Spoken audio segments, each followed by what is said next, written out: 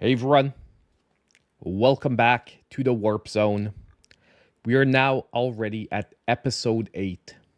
If we're counting like 4 weeks to a month, this is almost like 2 months now that the podcast has been going. And yes, we did miss 1 week in that, so theoretically, that means we have been probably doing this for 2 months now. Now, if this is your first time watching the show, this is a weekly podcast news type show, and Topaz has come to welcome us because I started talking to you guys. So obviously, Topaz needs to mix in and put in her 2 cents. You can't see her yet, but she's right here in front of the camera. There you go. But yes, so this is our weekly podcast news type show where we go over pretty much a lot of the things happening in the gaming world, generally with a Nintendo focus. But as for this week, we're going to be talking about subjects sometimes that are not necessarily only touching Nintendo. And today, we're going to be talking about a few different things on the podcast. Number one, I'm gonna get to that Netflix sign behind us because I have a bone to grind with Netflix for this week. So I want to get that off my chest when we start out. It's not gonna take too long, but I really gotta I've really gotta set something, get it off my chest because it's been annoying me. We're gonna be talking about Ubisoft because I've been following a lot of the stuff happening around Ubisoft lately, and Ubisoft was one of my favorite gaming companies growing up. So, but I'm going to get into that when we're going to talk about the story. But we are going to talk about things surrounding them, the performance of their games over the last little while, and whatnot. However, we are going to also talk about Echoes of Wisdom. Now, I haven't finished the game yet, but I am more than 10 hours in. I think I'm around 12 hours into the game. I do have quite a bit done. We are going to do this as spoiler-free as possible. So when I'm going to be talking about the game, we're going to be talking it in very generals. So if you're here and you want to make sure that you don't get any major spoilers, do not worry. I will not do this I will do it as a spoiler-free way, but I really want to talk about this game because for me, this game is a huge win currently. And yes, so Topaz has come back. Now, on top of that, we're going to be looking at some announcements from Tokyo Game Show. We're not going to spend too many because there's only 2-3 announcements I really want to go over from Tokyo Game Show. I do think we're going to get more information a little bit later on, and Switch games, like most of what they were talking about, we already knew about. So there was only 2 or 3 really major ones that I was happy to get sort of reconfirmed for the Switch. On top of it, then we are, as usual, going to be looking at the noteworthy new games coming to Nintendo Switch over the next week, which is going to be republished tomorrow as usual. By the way, all videos, all links that we'll be watching through the show will be linked in the description down below. So especially if you're going to see tonight, we're going to try something. We're going to react to someone's video because I do think he did a super good job of covering the Ubisoft stuff. And I want to sort of give my thoughts as he goes through the subjects that he's put together. And, I would really appreciate for anyone watching here, especially for those videos, if you want to watch them again, go give them a like. It is very appreciated. I want to make sure that when we do react content, someone else's content on YouTube, we are giving them credit for that. And obviously, I want good relations. So always appreciate it if you can go drop a like, not only on my stream, but on their videos. If you did appreciate the video that we went over, that would be a huge upside. And, as we're at it, please hit that like button, everyone. Let's send out the stream to as many people as possible. And we're going to get started on things shortly. Now, I want to say hi to everyone that's here tonight. So we have Grovel, we have Jumping Bear in the chat, Frenchie Mom, welcome. Squirrel Swirl, how you doing? Well, glad to see you here. Hey, Frenchie, and you've got a France flag. Awesome. Okay.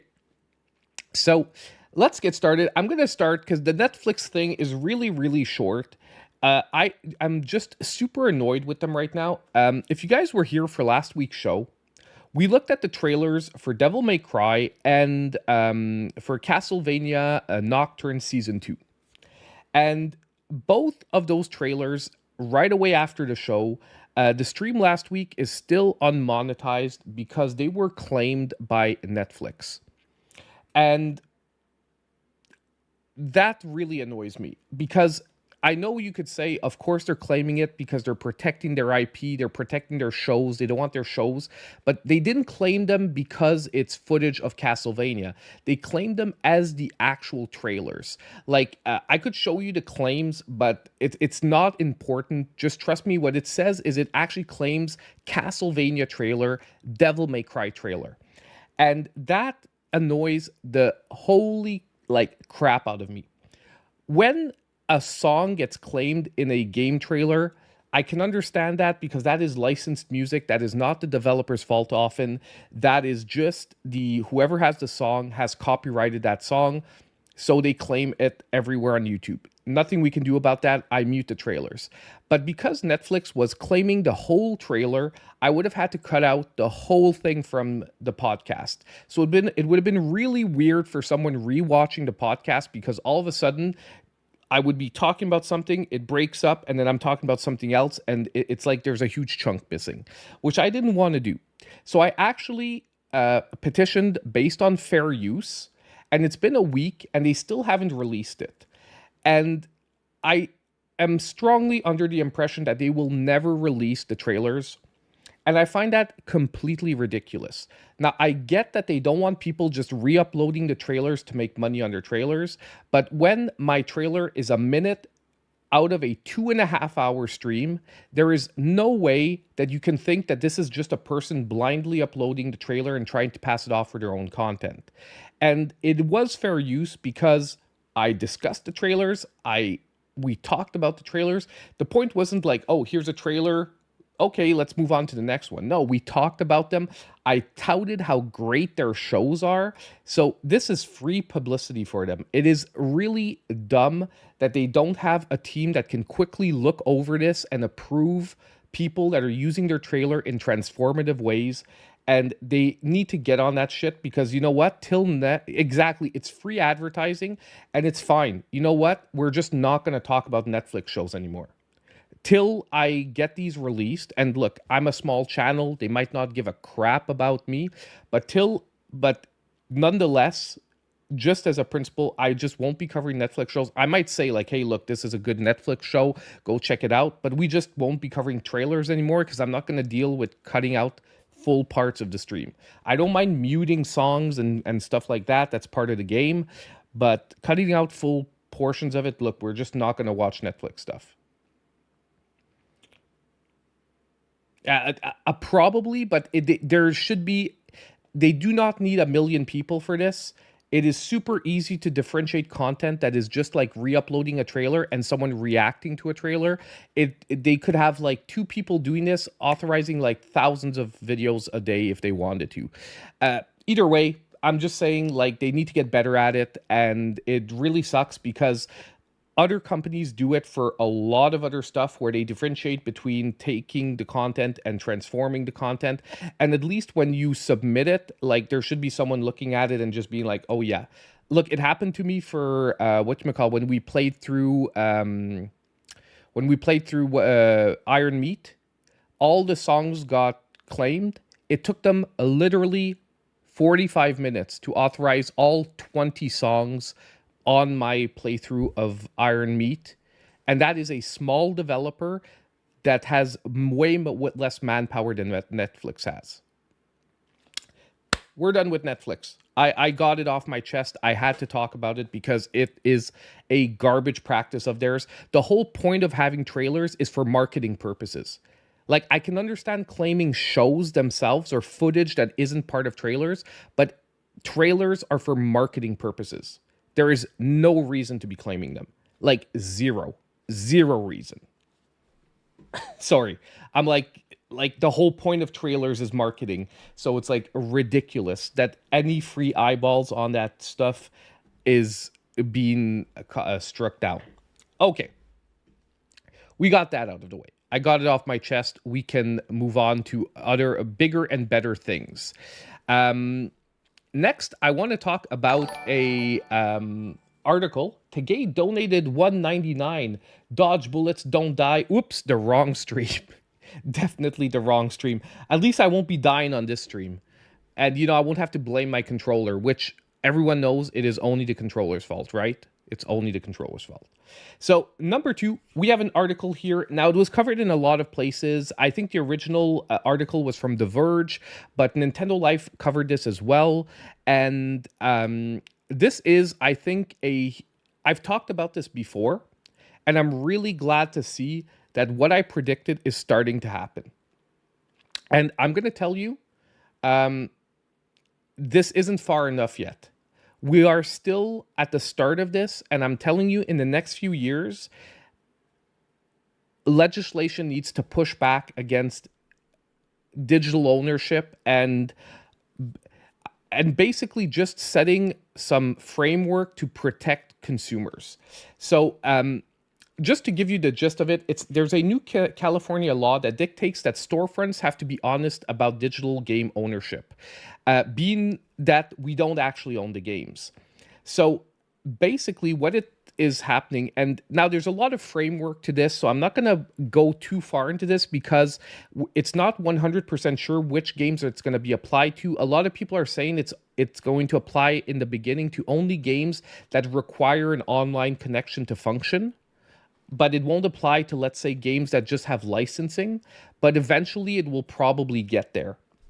But basically, what it means is that from now on, digital storefronts will no longer be able to sell games unless they actually have a full disclaimer explaining that you're not actually buying the game, but you're buying a license that can be revoked at any time, so that people don't understand that there's a difference between buying this physically and digitally.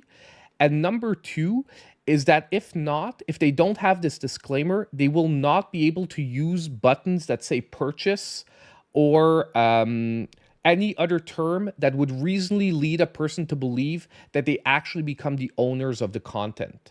Because when you use a button like on a shop, it says buy or purchase or add to cart, and then it says like purchase.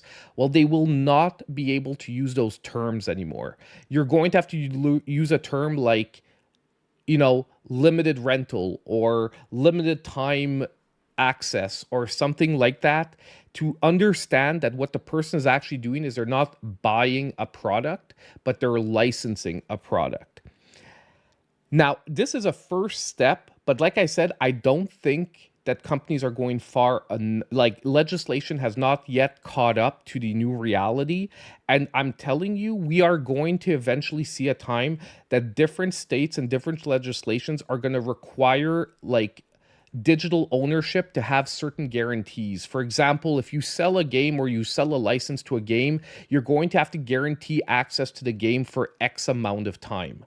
Like 5 years, 10 years, not necessarily keeping up online servers, but that the game that will exist in a certain fashion and you will have access to it for a certain period of time.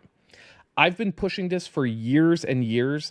I personally still love my physical media, but if we are going to an age where eventually we will no longer be able to get that physical media, we need to have certain consumer protections, because right now all the power is in the companies, and the only thing we have is basically we have to trust that the companies are going to do the right thing. Look, Sony did the right thing with Concord and they reimbursed everyone, but could you imagine if they didn't? If they would have said, just too bad, 2 weeks later, game's gone, you lost $40. But I'll tell you why they didn't do that, because that would have been probably one of the big first events to push new legislation out. So one of the reasons they probably reimbursed everyone for free, and I'm sorry, Topaz is like throwing things on the ground because she wants attention, is because they didn't want to open up that can of worms. Yes, digital games can be revoked at any time. And people went like Concord was removed from digital libraries when it was taken back. So even people who didn't ask for a reimbursement, the game was pulled out of their digital libraries. And I'm just using Concord because it's the most recent example, but it's happened in the past. Games have been delisted. It happened to Scott Pilgrim versus the World, which was not available for many, many years till it was re-released like 3 or 4 years ago. So it's happened many times in the past, but it happened for small games or small events. Concord would have probably been one of the first AAA games for something like that to happen so quickly, where it could have actually caused enough market backlash where legislators would have felt pressured. Don't mistake anything. Sony, that was part of their plan. That was part of the reason why they actually bit the bullet and said, "Look, everyone gets their money back," because they don't want to open up that can of worms. But right now, I'm telling you, this is a first step in the right direction to finally say, "Look, it's fine. You guys want to say that we don't own our games? Just tell us we're not buying games anymore." You know what I mean? Or either give us access to them. Because right now, what we're doing is we're not actually buying things, we're licensing things, which is very, very different. And I'm glad that this type of legislation is finally getting pushed out. California is not a surprise state for this because they're generally at the forefront of this kinds of stuff. Marvel versus Capcom will eventually be delisted, which is why I didn't buy it digitally and I'm waiting for the physical release because that's the only way you can guarantee that you're going to be playing this game for years. That's the only way. And like I said, that's why I wasn't going to spend $70 on a game that I'm pretty sure I'm not going to be able to digitally re-download in like 2 or 3 years. At one point, Marvel, someone's going to pull a freaking licensing crap. We don't know how. And honestly, companies should be upfront how long their licensing agreement is with the different parties. When you buy a game like Marvel versus Capcom, Capcom should have to divulge our current license with Marvel, with everyone involved, which probably this had Sony in it as well, because Spider-Man's in the game. Like they had to probably negotiate with Marvel, Sony, and all the different like owners of the properties. They should say this licensing agreement that we have currently is for 5 years.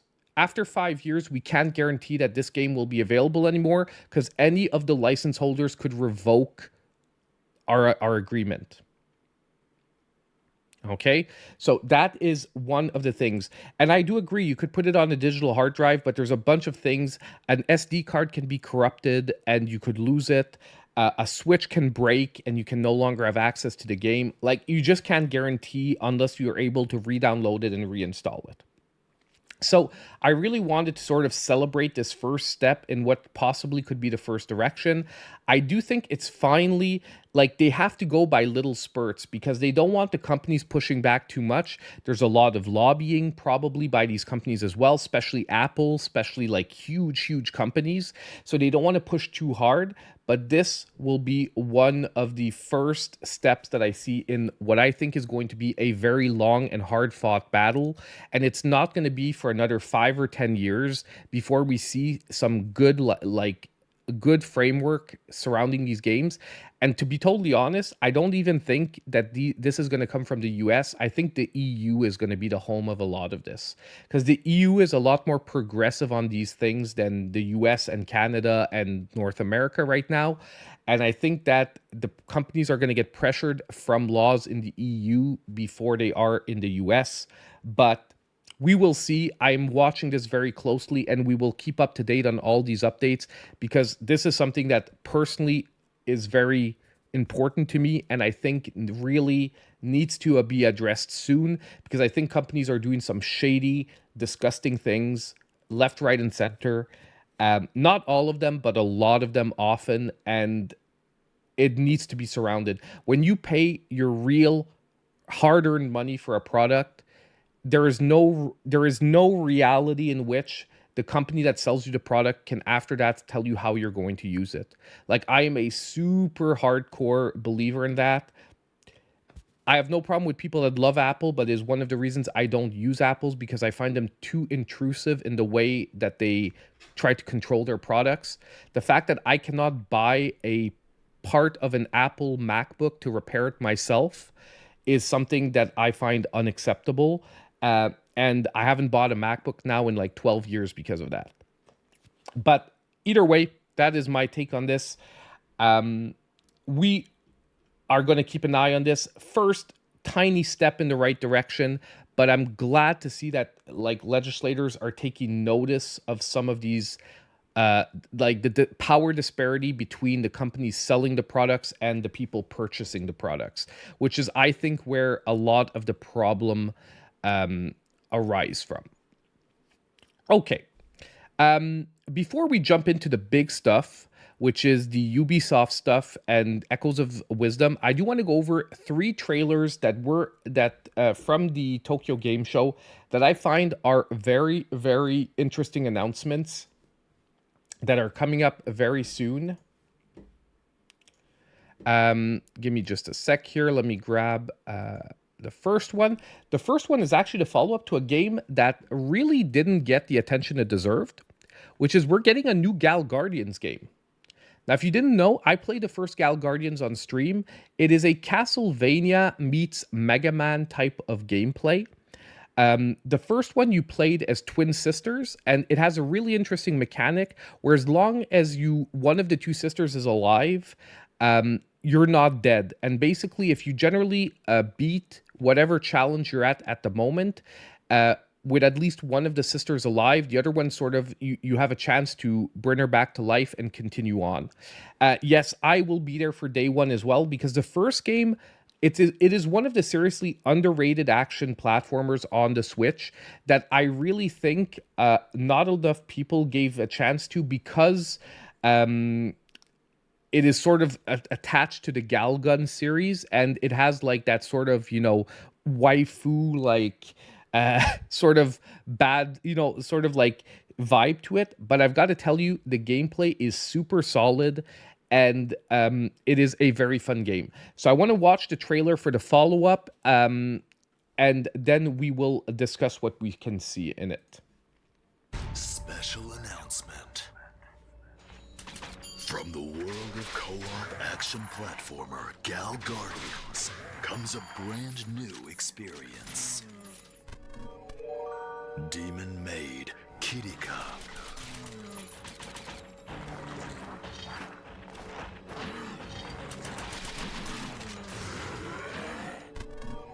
Her sister, Masha.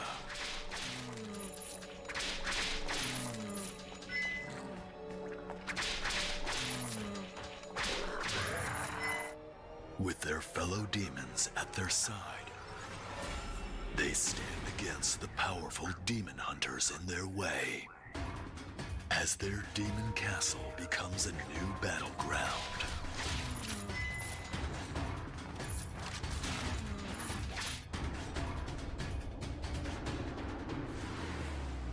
Gal Guardians, servants of the dark. Now in development. So, one thing I want to be clear, you can tell from this trailer, it is early development. The trailer is done in a way, look, I think they could have done a better trailer than this, because it is a little bit too slow-paced, but I think they maybe didn't have enough footage, they didn't have enough stuff that they felt comfortable putting in the trailer to make it more fast-paced.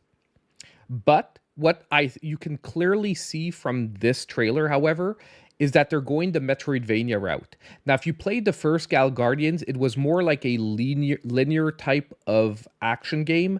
It wasn't really a Metroidvania style. However, just like Castlevania evolved into Metroidvanias for a lot of their future entries, they're doing the same thing here.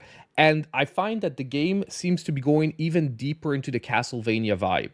But they are keeping the same concept where you have 2 different characters, one based around ranged weapons, one based around melee weapons. So honestly, this is my game. Oh, hey Rokusaki, how you doing, my man?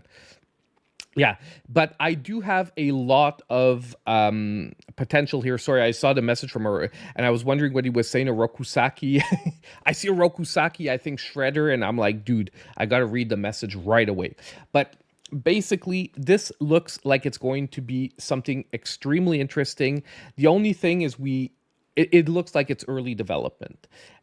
However, if you've missed out on the first Gal Guardians, next time it's on sale, pick it up. It is worth it. If you like action platformers, it is a well-constructed game. And honestly, this follow-up here has me very excited, especially that they're going down the Metroidvania route. I'm not saying every game has to go down it, because sometimes too much Metroidvania does get on my nerves, but I do think it's going to be a nice evolution for the series. If it's done well, it can really work for them. So that was one of the first interesting things that was announced at Tokyo Game Show that we hadn't really seen at all before. Number two, I don't remember, but I've seen the trailer before, and maybe it's just that it was new that it's coming to the Switch. I'm trying to remember, but I had whenever I saw it, I had a feeling it was coming to the Switch, even if it wasn't officially announced. But now we are officially knowing that Legacy of Kain Soul Reaver 1 and 2 Remastered is coming to the Nintendo Switch. And we got more images at Tokyo Game Show. And this is a series that I'm super excited. I'm not lying though, I would have liked to see the first Legacy of Kain get sort of remastered or ported. I'm glad that they're going with Soul Reaver, but if you've never played like Legacy of Kain, it's a top-down, almost Diablo-style game, but with linear gameplay. Like, it's not an open-world Diablo-like thing, but the gameplay resembled a lot Diablo, like the top-down gameplay from that. But you were playing basically Kain, who was like a man that gets killed and then basically is brought back as a vampire.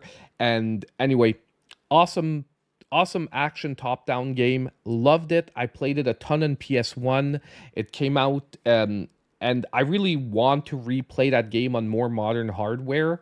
But we're getting Soul Reaver 1 and 2, which honestly, back in the day, I didn't really like that much, because the game, to me, Soul Reaver was too ambitious for the hardware at the time, and the graphics didn't allow them to fully deliver on their vision. Like, if you played the original Soul Reaver games, like, I remember what turned me off to them is I would always get lost because the environments all looked the same. And it wasn't really because the developers weren't talented, it's because they shot too high. They tried too big with the game, and they weren't able to, like, the textures were so similar that you would get lost just because they weren't able to make textures different enough for you to actually understand where you were going in the world. The worst, though, is that the story for the game is amazing. But I do remember that Legacy of Kain, Soul Reaver 1 and 2, I never finished the games because I would always give up because I would get lost and I would get frustrated. And back in the day, we did not have the internet like today, so it was not as easy to follow like guides when you would get stuck in a section or something like that. But let's watch the trailers. This is a really great series, and I'm really hoping the remasters deliver visually and that they run well on the Switch. They should, because these are like PS1 games or PS2 maybe for Soul Reaver 2. But either way, they should be runnable. They should run on the Switch pretty well. Few know the truth. I stood with Kain and my brethren until I had the honor of surpassing my lord. For my transgression, I earned a new kind of reward. That's pretty messed up. Agony. The story's really messed up. The fate of this world was preordained in an instant. It's basically a 3D Zelda-like, by the way. Am I so changed? I was not prepared for what lay beyond this threshold.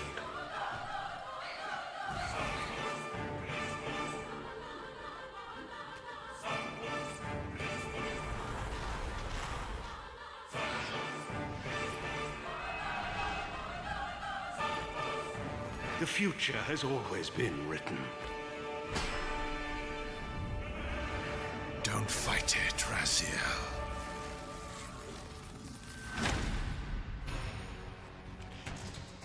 So we're getting this December 10th. Basically, if you don't know, a series that I would say this feels like more modern, other than Zelda, would be Darksiders. If you've played Darksiders, and I don't know why the volume's all messed up on my trailers. I'm going to make sure to put it higher up next time. But basically, it gives me Darksider vibes. If you're looking for a modern series that it sort of feels like, or more modern Darksiders, it feels like Soul Reaver. The story is super twisted. I don't want to ruin too much, but the original Legacy of Kain, basically, you finish with the bad ending of the game. Because at the end of Legacy of Kain 1, you actually get to make a choice, like the good ending and the bad ending. And Soul Reaver is the continuation as if the bad ending happened. So you make the bad choice. And it's pretty messed up because Raziel, which is like Kain becomes like the father of the vampire race. And Raziel is the first like vampire to develop wings. And because Kain is jealous of him developing wings, he rips them off and kills them. But Raziel is sort of revived, and his whole arc is to get revenge on Kain. Which is, like I said, the storyline is really, really good in the game. And graphically, it looks like it's evolved enough where on modern hardware, you're not going to get lost because the freaking maps all look the same. And on top of it, it's being done by Aspyr, which have been hit or miss on their ports. But I'm hoping that this is going to be one of their hits. December 10th, we're going to find out. I definitely do want to play. Yeah, I don't want to go too deep into that, though, Grovel. So we're just going to leave it at that. We're going to leave it at that because the storyline's pretty twisted. Like, it's one of those, like, almost Game of Thrones-y type things where, like, you never know who the good guys are and the bad guys are till, like, everything is over. But this was another nice confirmation we got from Tokyo Game Show. Very happy to hear about this one. And then the final one is we got a solid confirmation that, yes, we are getting our first real Sony property over on the Switch. And by Sony property, we're not talking about like Crash Bandicoot that was Activision Blizzard by Sony, but a first-party Sony property on the Nintendo Switch. Let's watch the trailer really quick, then we'll talk about it. Lego Horizon Adventures. Okay, trail spots aren't cheap, so let's get started. A hunter with a mysterious past and her very heroic friends are all that stands in the way of an unspeakable evil. Join them as they explore, hunt, collect wacky outfits, and decorate their village. Nailed it. This is awesome. But wait, there's more. With the digital deluxe edition, you get this exciting blue roller thing. And snazzy costumes, like the Shadow Stalwart outfit. And this, I don't know what that is. That or that. Or why they're climbing in that cannon. But look how much fun they're having. Come and join the party in Mother's Heart. Phew, got it all in. No, you didn't. Oh, I forgot to mention the pre-order. So basically the dates were a little hard, like weird. You can pre-order it starting on October 3rd, but the game is coming out on November 14th. It's really weird that, like, I don't get companies doing dates like that so small at the corner of the trailer. When you want to flash that right in the middle, and I'm on top of it on to top it all off. Hold on. But yeah, like the date is down. The date is down here, but basically, we're getting this game November 14th. Lego Horizon Adventures. And I'm going to admit something to you guys. I never played Horizon. I own Horizon. I have it on my PS4 physically, but I've never played through it. I've only played like 2 or 3 hours of it. I've never played through the game. I just haven't had time. And I have too much Switch stuff to play that, like, I just didn't take the time. So if I play through this is actually going to be my first time playing through the Horizon, like, storyline. So, yeah. I am wanting to pick this up. It just feels weird because I didn't play Horizon completely. And part of me feels like I need to try and knock Horizon out to be able to play the Lego game and enjoy it properly. Because if not, I probably won't get the references and jokes. Yeah, the pitfalls of being a gamer with too many games. And the pitfalls of being a Switch channel that has to focus on like indie games sometimes over the big games on other consoles. Like, I'm not gonna lie to you, I'm probably gonna have trouble finishing Astrobot that we played on stream just because Zelda Plucky Squire. I still have to finish both those games, and Zelda is like a 20-hour game. That means I have at least like another 8 hours to put into the game. It's gonna take a lot out of me, but it's guaranteed. I love that game, and we're gonna talk about that. That's coming up very, very, very soon.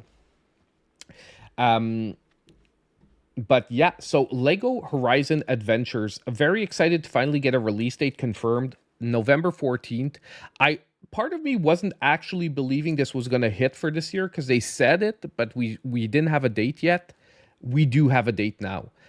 Awesome news. Glad to have this confirmed. Dragon Quest 3, yeah. We're actually going to talk about Dragon Quest 3 a little bit later because there was an interesting interview. I'm just going to do it in conjunction with the Ubisoft stuff because there's a lot of Ubisoft stuff that actually sort of links to what I want to talk about Dragon Quest 3, which, has to do with the censorship and stuff. So we're gonna do that with the Ubisoft stuff because I find it's sort of companies going down the same problematic tube as with the Ubisoft stuff, and there's something that makes totally no sense to me in the Dragon Quest 3 remake, especially with one of the reasons that's given in but I don't want to get too much into that. We're gonna get that at that time. And before we get to the negative stuff, the Ubisoft stuff, I wanna get into Echoes of Wisdom. I want to talk about Echoes of Wisdom because obviously my review's not out yet. There will be a review. I'm aiming probably for beginning of next week because I'm giving myself this week to fully finish out the game. And like I said, I want to do everything in that game. I'm trying to close each and every rift I come across. I'm trying to do everything I can in the game. Obviously, I'm not going to try and get each and every item. I'm not going to go that far, but I don't want to rush through the game just to get a review out.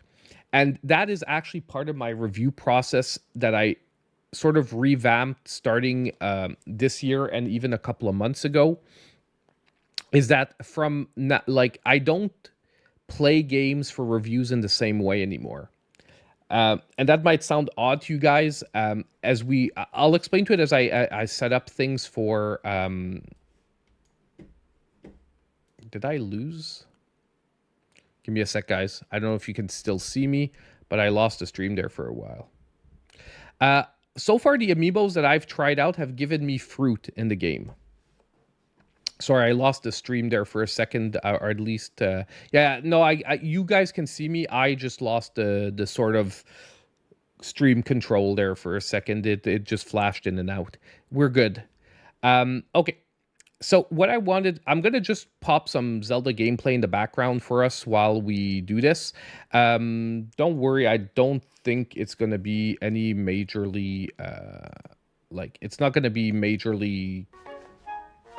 Let's just mute this here.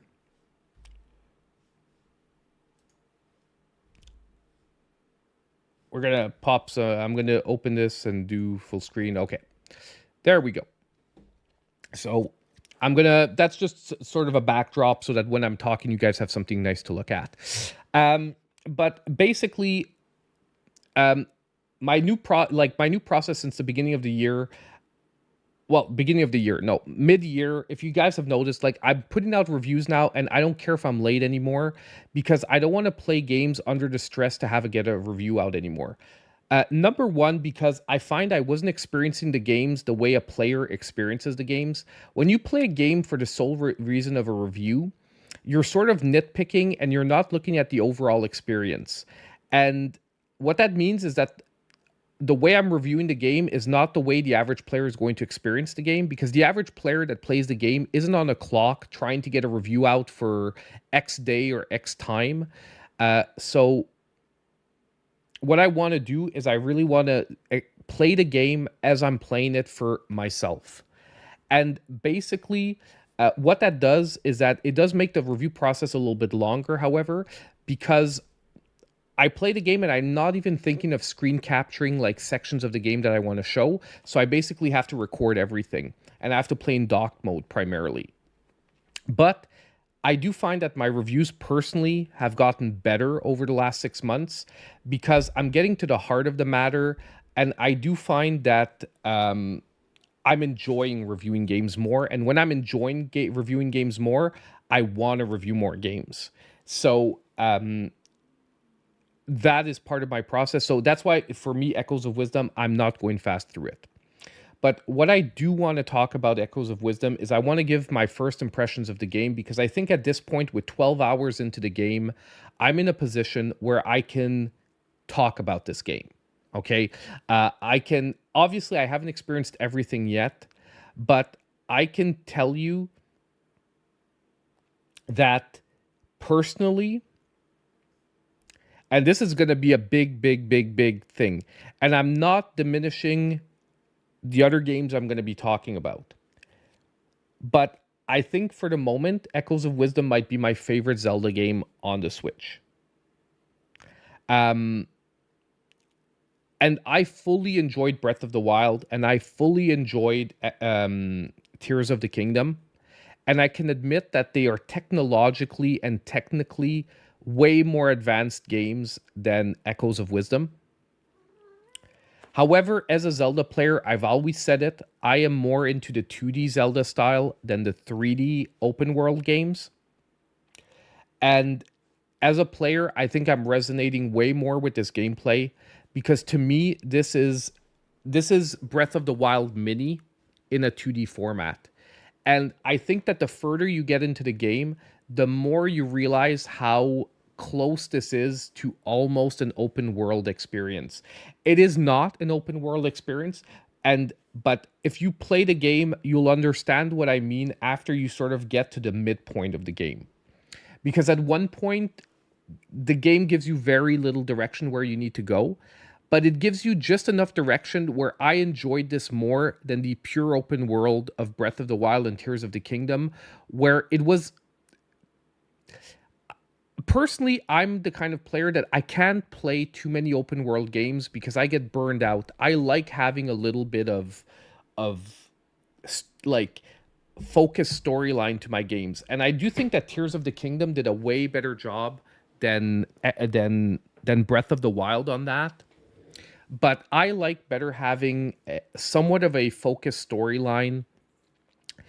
And honestly, I love the playfulness of the characters of Echoes of Wisdom. Once again, I'm trying to do this very spoiler-free, okay? Because, like, I'm talking in very general terms. I could give specific examples, but I don't want to, because if anyone here tonight wants to experience Echoes of Wisdom, I want to respect that for them. And that's why I chose, like, a random rift here, which is not an important storyline. Well, it's not a major storyline rift or anything like that. This is sort of like fun gameplay where I'm going through random rifts, and this is I chose this video specifically because I don't think it has any spoiler material in it. At least nothing that hasn't been shown in the trailers very clearly. But basically, I love this game. It is extremely fun. If anyone is not playing this game simply because you play a Zelda, I would fully recommend you rethink that thought process, because this very much feels like a Zelda game. I find that they find a perfect balance of giving Zelda her own identity while still making this feel like a real Zelda game. And it's not only because you can turn into the swordsman and act like Link temporarily. It is just really because the world feels like old school Zelda. Like, this almost feels like an extension of Link's Awakening meets A Link to the Past, I would say.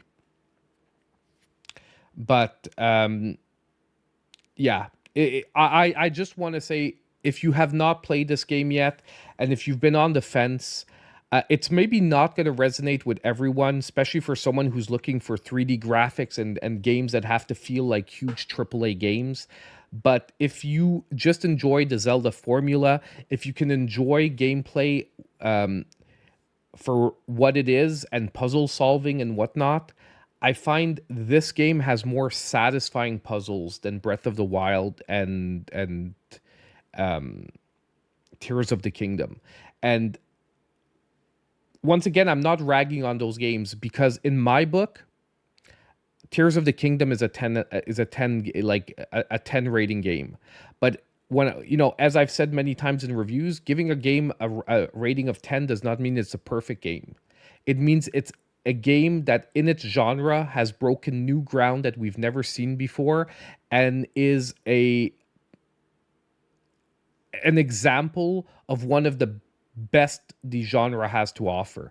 And I think that in the open world 3D action adventure game, I think Tears of the Kingdom is a 10 out of 10. Breath of the Wild is probably a 9 out of 10.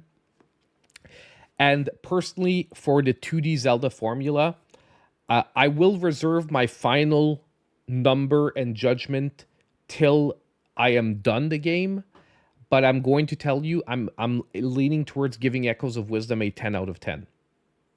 I'm leaning towards it. It still has its issues.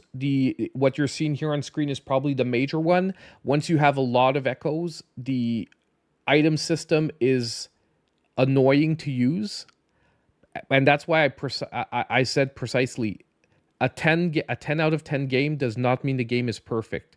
It just means that I think it's one of the best examples of the genre, and it does what no other game did. And I do think that this is a true evolution of the 2D Zelda formula.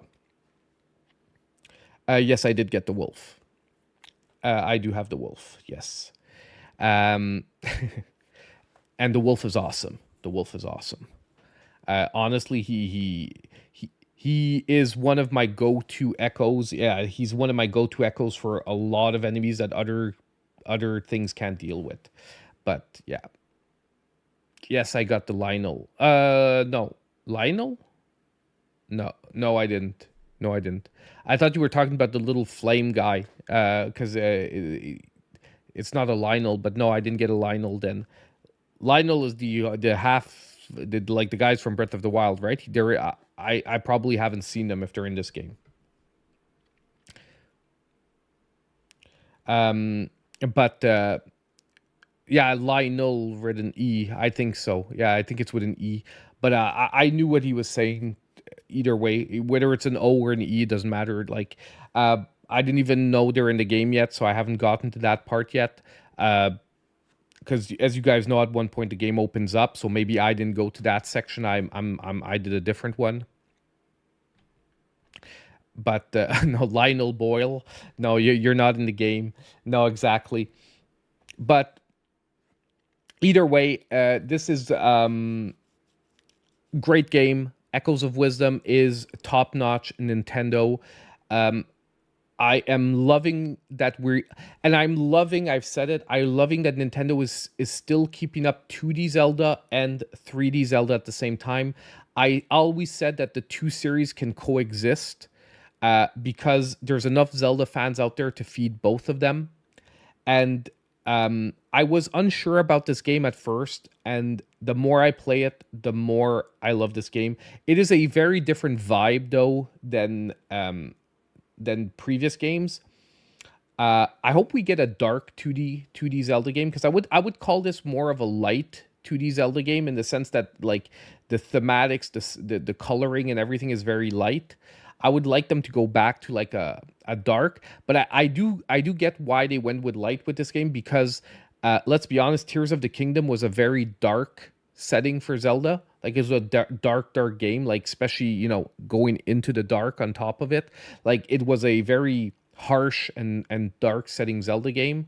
Now we're going back to like a light, fun, airy Zelda game. So I get why they did this. I really hope we get like a direct sequel to A Link Between Worlds almost. Like, and like I said, I maintain that Nintendo's next step is they have to give us both characters playable in tandem in the game. Oh, you see the wolf is right there. I'm using the wolf right now to kill the ghosts. But yes, the wolf is one of the best echoes you can get for combat. But yeah, so basically all around, I maintain that the next game they should do like an eastward type formula, and that we should have both Link and Zelda playable at the same time, and that you actually have to do dungeons in tandem, where certain sections only Zelda can complete, other sections only Link can complete, and basically you have to alternate, you have to control both characters at once. If you've played Eastward, you know what I mean by that. That formula would work perfectly for a next evolution of the 2D Zelda game. And that is what I wanted to say about Echoes. Great game. Give it a chance. If you're worried that it's Zelda, that Zelda's a playable character, don't be. Like, honestly, I don't even think about the fact that it's Zelda. Princess Peach over Zelda.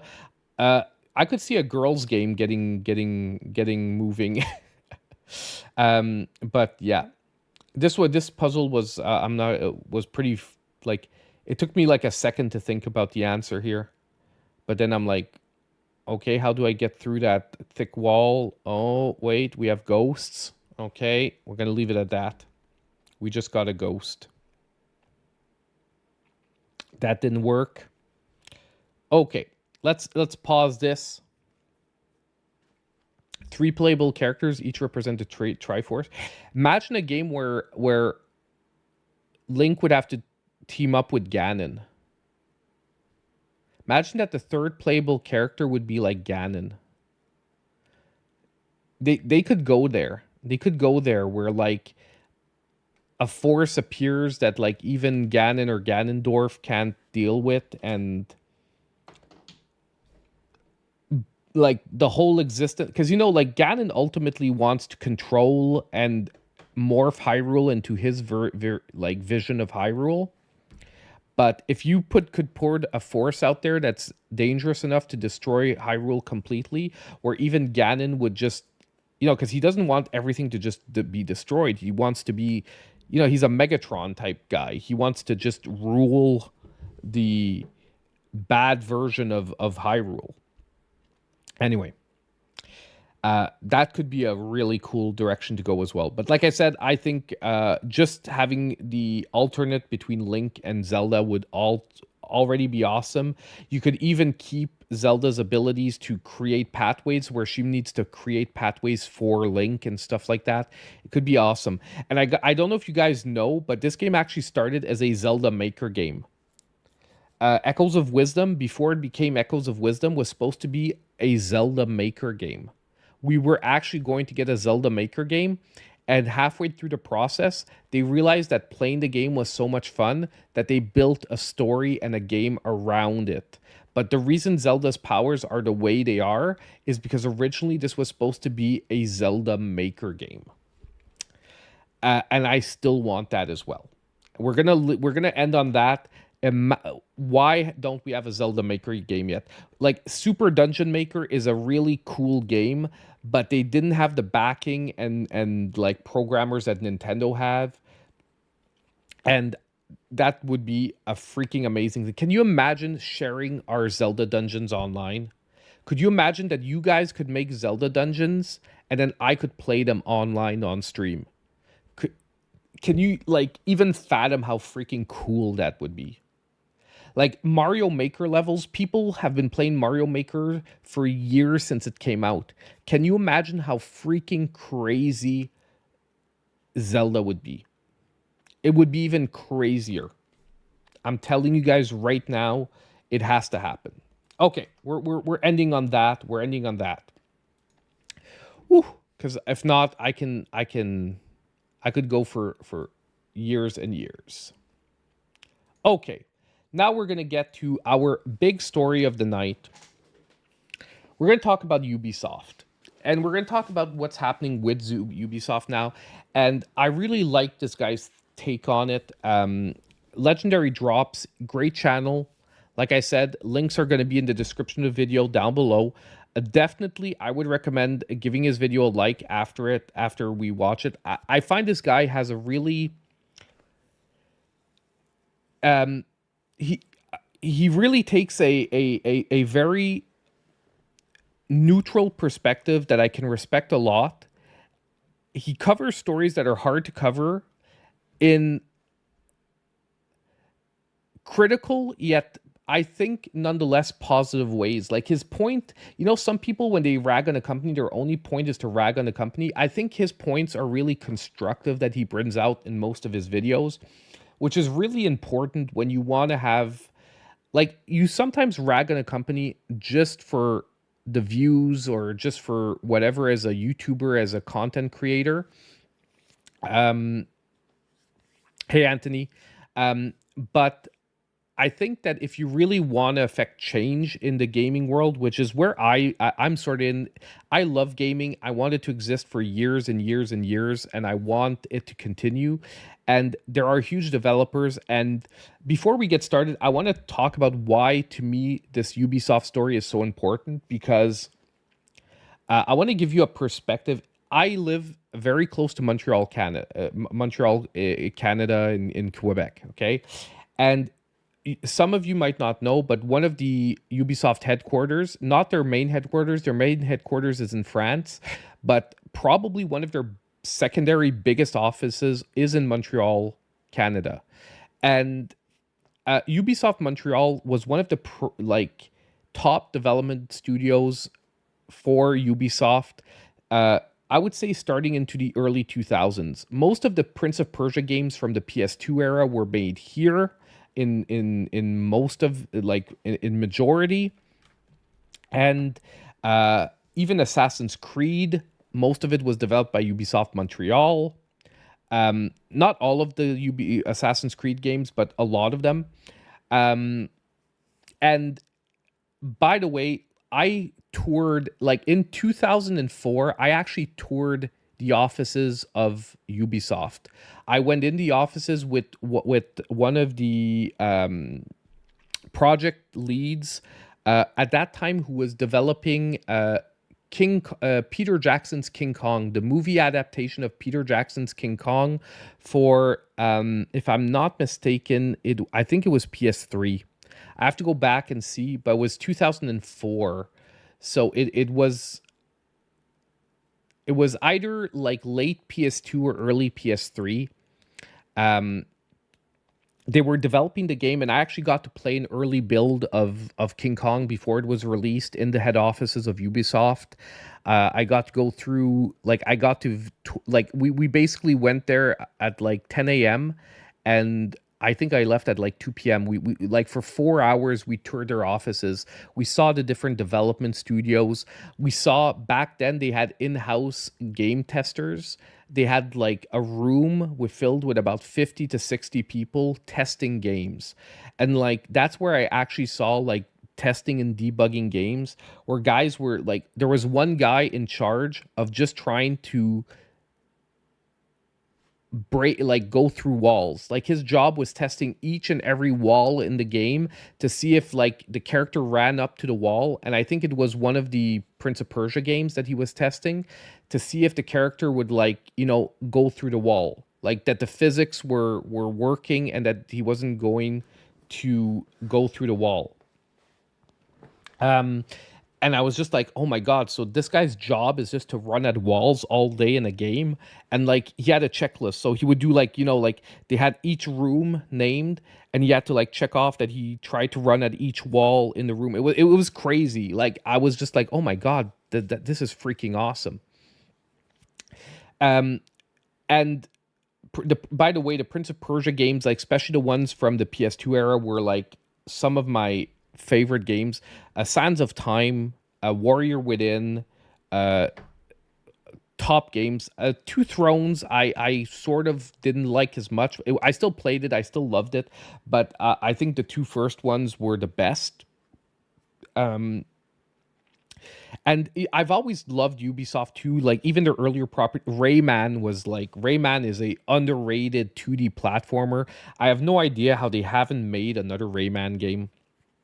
I say that, but I know why they haven't made another Rayman game, and we'll get into that sort of while we talk about this. But I wanted to explain why, for me, Ubisoft was so important, because growing up, like in 2005, this was like 22-year-old Rick going into Ubisoft's office. I was amazed. I used to work, I was working at GameStop at that point, and the reason we got invited there is that the project lead that I said invited us was a client at the GameStop I was working at, and we got to chatting one day with my manager, me, him, my manager, and the guy found us so like into like the gaming industry that he invited us down to the office. And we thought it was fake at first, but no, man. He like they rolled out the red carpet for me. We went, me, my manager, and two other employees, and like we were treated like VIPs at Ubisoft's offices. Now, that being said, as a reviewer, I'm still going to give them a fair shake all the time, you know, like, and we're talking about 20 years in the past. I found that super cool as a 22-year-old to go there. And I think it like reignited my love for gaming. But it's also why I think it's so sad to see where they are at now. Now, I'm going to tell you guys, the Prince of Persia game that they came out with was actually pretty fantastic. I'm a little disappointed that I never got a review out, and that was before my revamping that, okay, I can do reviews late and stuff, and I sort of put it aside, and you know, I didn't do a review for the game, but I did play through it, loved the game, was amazing, and I think enough people didn't give a chance for it because it was a 2D Metroidvania that they were trying to sell for $40, which is very expensive for a 2D Metroidvania. Yes, it has a big IP for them behind it, but I think if they would have put it at a $25 to $30 price point, they would have got a lot of people. They even tried to do that early access garbage with like a $60 version, which I think just made people feel like it was a cash grab. But unfortunately, they did some marketing mistakes with that game that they shouldn't have made. But I think at the same time, if people would have given it a fair shake, they would have realized that it's actually a pretty freaking amazing game. Yeah, it shouldn't have taken that while. Like, they should have a team working only on 2D properties that can pop out a game every 2 years. A Metroidvania like that for a very experienced development team that's building on like a framework that's already there. They should every 2 to 3 years be able to put out a good game in that genre with very little resources. Metroid Dread, I wouldn't go that far, but I do see your point, and I do think that for some people it could be better. They came out with a revolutionary mechanic for that game. The fact that you can actually take pictures of things to later be able, and that the picture shows up on the map so that you can look at it later. That is revolutionary for Metroidvanias, and I can't believe that no one's copied that yet. Do you know how that changes the Metroidvania world for everyone? To be able to, you see something suspicious, you don't have to try to remember, where was that red door again? Was it there? Was it there? Was it there? No, you can take a freaking picture of it. How amazing of an idea was that? Anyway, let's watch the video. I just wanted to sort of framework why, to me, the downfall of this company hits very hard. And by the way, this guy did a couple of videos on this. I chose this video because I think it has the most interesting talking points that I want to talk about. Now, it is a 22-minute video. I'm going to be pausing it at different times to talk about different sections of the video. But he did another video called The Downfall of Ubisoft. And if you want a real like timeline video, that one's a little better. This one goes really deep into, okay, the company's going wrong. Here's why it might be going wrong. And if what is being reported in this video is true, because I always take this stuff with a grain of salt, because he's saying he's talking to employees. I believe him, but maybe the employees are misrepresenting the overall feeling in the company. That can also happen.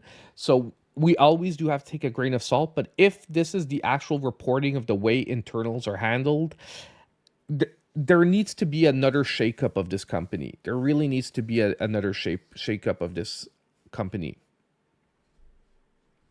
Okay, so let's get started. Like I said, we're gonna listen to the video, and we're gonna talk about this overall. But I think this is a great way to look at this subject, because rather than just reiterating what he says, I think he says it in a really interesting way, and I'm just gonna add my own take as we go through the video. Things at Ubisoft are far worse than I ever could have imagined. After my last video chronicling the rise and fall of Ubisoft, I had both current and former Ubisoft developers reach out for comment. Today, what we're going to be doing is we're going to be talking about the issues that the studios face today from the perspective of their own employees. Everything from Me Too movement allegations to agenda-driven content. I want to contrast the comments made in these interviews with what we've seen from Assassin's Creed Shadows and Star Wars Outlaws. This company has a deep-rooted leadership issue, going as far to think that the vast majority of online criticism is just a toxic minority of gamers. This company and its leadership think that they are on the righteous path. Little do they know, it's a dead end. Assassin's Creed Shadows has been steeped in controversy and criticism since its initial reveal. And just this point to start out with, I think it's really important when he talks about like the companies thinking they're on the righteous path. I think a lot of companies right now are making this mistake. And I think finally a lot of companies are also finally waking up and realizing that trying to high road everyone and just saying that people are going to come around to the way we think is becoming harder and harder. Like you can see what happened with Disney and Marvel and everything. Like they canceled 3/4 of the projects that they were working on. They went back to the drawing board for a lot of projects. By the way, give Agatha a chance. It's getting bad views apparently, but I actually find it's a pretty interesting Marvel show. I think they chose like the wrong character to do a sideshow on, because I'm not sure Agatha is going to respond to a huge audience out there, but the show is actually pretty interesting. My daughter is really into it. We have to watch every Thursday. I have to sit down with her and watch Agatha, and I'm actually surprised. It is relatively interesting, and it's actually funny in a smart way. But side note, just that I find a lot of companies are doing this, and a lot of companies are finally waking up to the fact that it's, and we've talked about this when I talked about like your core audience, know who your core audience is. You can't tailor your core audience to your game. You have to tailor your game to your core audience. And let's get back to the video, but I think this is an important point that we have to keep in mind as we go through this video, that it's not about putting down the Me Too movement. It's not about putting down representation in games, because I talked about that too in previous videos. The representation isn't the problem. The way the representation is done is the problem. Because if you look at Baldur's Gate 3, there's a ton of representation in that game, but it's done in a smart and organic way that makes it not feel like you're being ham-fisted something. But let's keep going. Online discourse surrounding the game has been almost entirely negative, with long-term fans of the franchise, general audience, and Japanese audiences up in arms over the creative liberties that Ubisoft has taken with the depiction of Yasuke, the fabled Black Samurai, and feudal Japan. Japanese creators, as well as just random bystanders, have taken to Twitter, TikTok, and YouTube and Reddit, voicing their concerns offended by the game's representation of their history and culture. Inaccuracies like using Chinese architecture instead of Japanese, the legitimacy and relevance of the game's protagonist Yasuke, and even going as far as stealing a flag and imagery from the Sekihara Teppo Tai, a historical reenactment group where the company had to formally apologize for not asking for permission to use their materials. Ubisoft's adventure into Japanese history has been a complete disaster, and it's only going to get worse. On September 11th of 2024, an article was penned by the New York Times titled "The Fight Over a Black Samurai in Assassin's Creed." The writer, Zachary Small, misrepresents the controversy and player concerns as merely... This was, like, I don't want to get too deep into this, because personally, I don't give a crap that the samurai is black or not black or whatever. But what I find really odd is, why did they choose this game for the first time to not have the main heroes be members of the country where the game is happening. Because almost every Assassin's Creed before that, if you were in Italy, the main character was an Italian. If you were in Viking times, it was a Viking. It was a Norse, Norse warrior. If you were in the New World, it was a First Nations representative. You understand what I mean? But they chose this game in Japan, where they're like, okay, let's break that and let's put a black samurai in Japan, which I don't care if you find it. And on top of it, this is one of the first Assassin's Creed where the main character is a real historical, theoretically person. Other games from Assassin's Creed have had historical people in the games, but they were caricatured versions of those characters specifically to be able to take liberties, and they weren't the main character. But they chose this one to make the main character an actual person. And I do think that if they would have just kept this game as pure fiction, like every other Assassin's Creed before it has been, people wouldn't be pushing back at it. One of the major problems is that they're trying to say that they want to be historically accurate. Well, if you want to be historically accurate, especially with a country like Japan, they are hardcore on their history. Like, I don't want to be mean, but imagine if Assassin's Creed said we wanna redo the American Civil War. I know it's already in one of the games, but then they focus on like an Asian character that saves the country. I think that most people, even here with an open mind, would be like, Civil War Asian character? What the heck? Like, there's no, you know what I mean? Like, they choose like the one Asian character that would be important. It just doesn't make sense. And especially, I think what didn't make sense is that they're breaking the mold of a successful franchise where they could have done any one of these things that they would have done differently would have led to a much better outcome. If they would have, number one, said, it's Assassin's Creed, it's fiction, we want a black samurai, and we're going to invent a random person that comes to Japan and invent a story around how he becomes a samurai. Okay? Blah. Or if number two, they would have just gone with Japanese characters, which every other Assassin's Creed game does.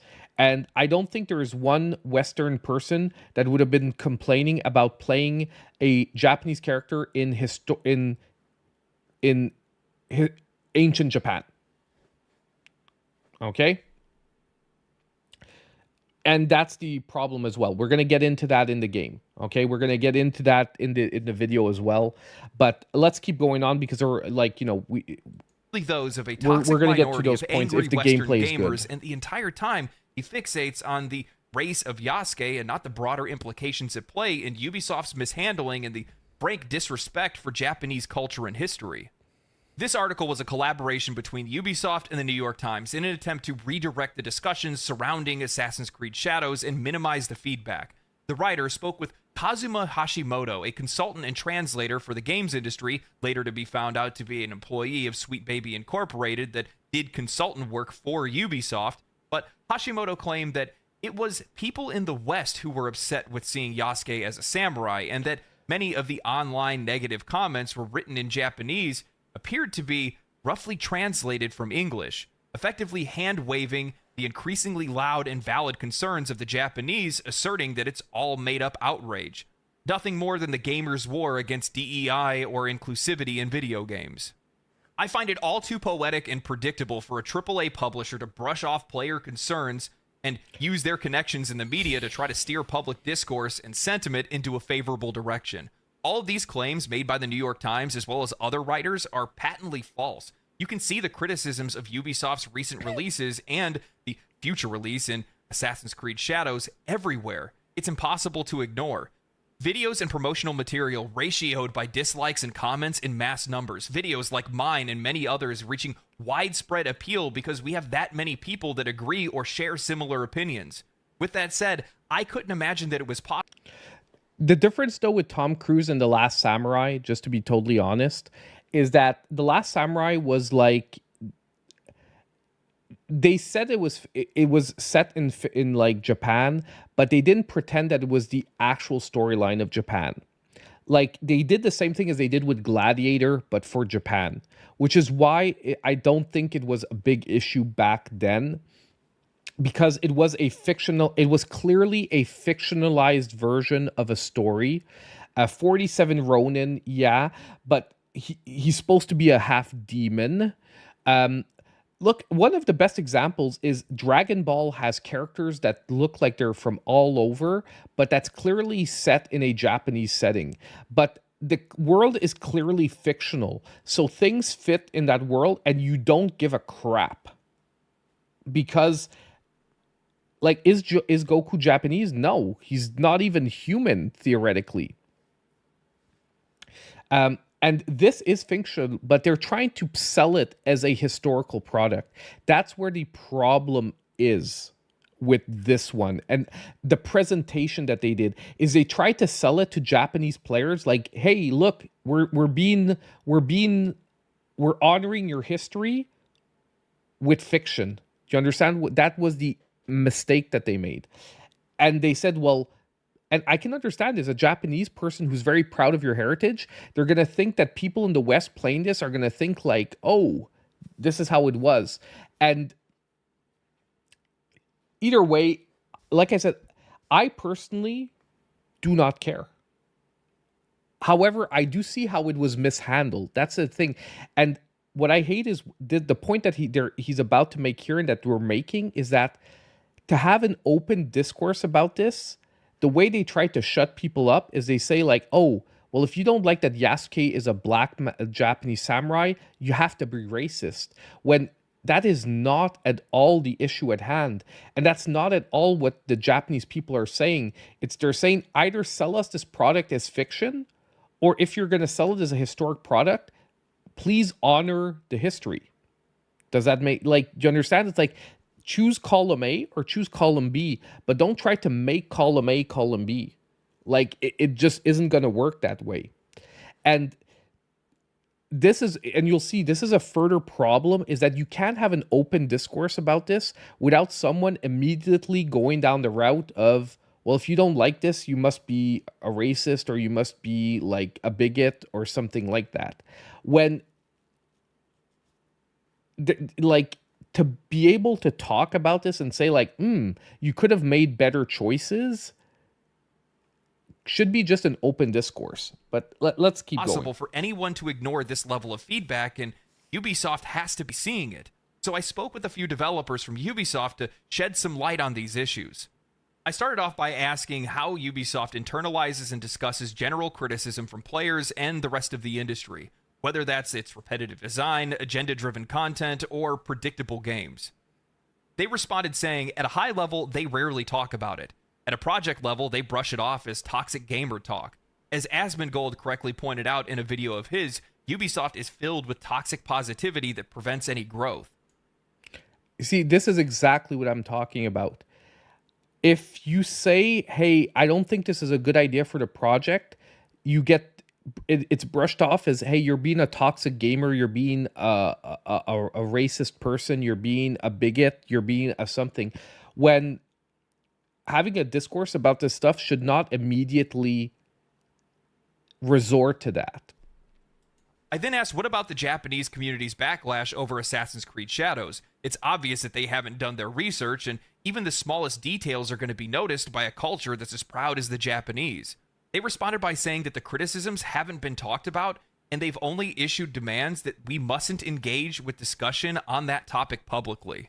Meaning everything that we've said up until this point, all the criticism that we've had over the years for Ubisoft games, even that of the industry itself, has fallen on deaf ears.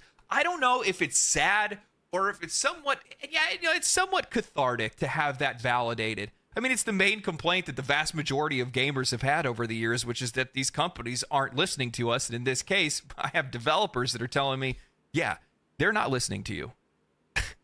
One, because they don't want to take criticism, and two, because they don't know how to differentiate bad from good criticism. I think this is my patented catchphrase by now, but when you have this much negative discourse surrounding your games, you need...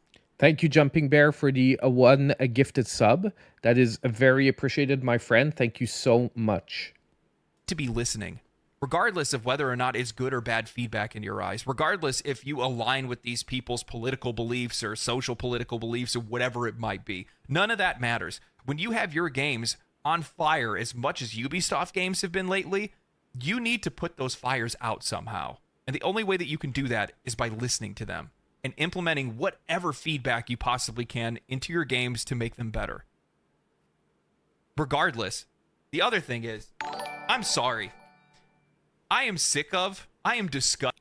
Thank you, Frenchie Mom, for the $2 with loving the Warp Zone. I'm glad you guys are loving the show.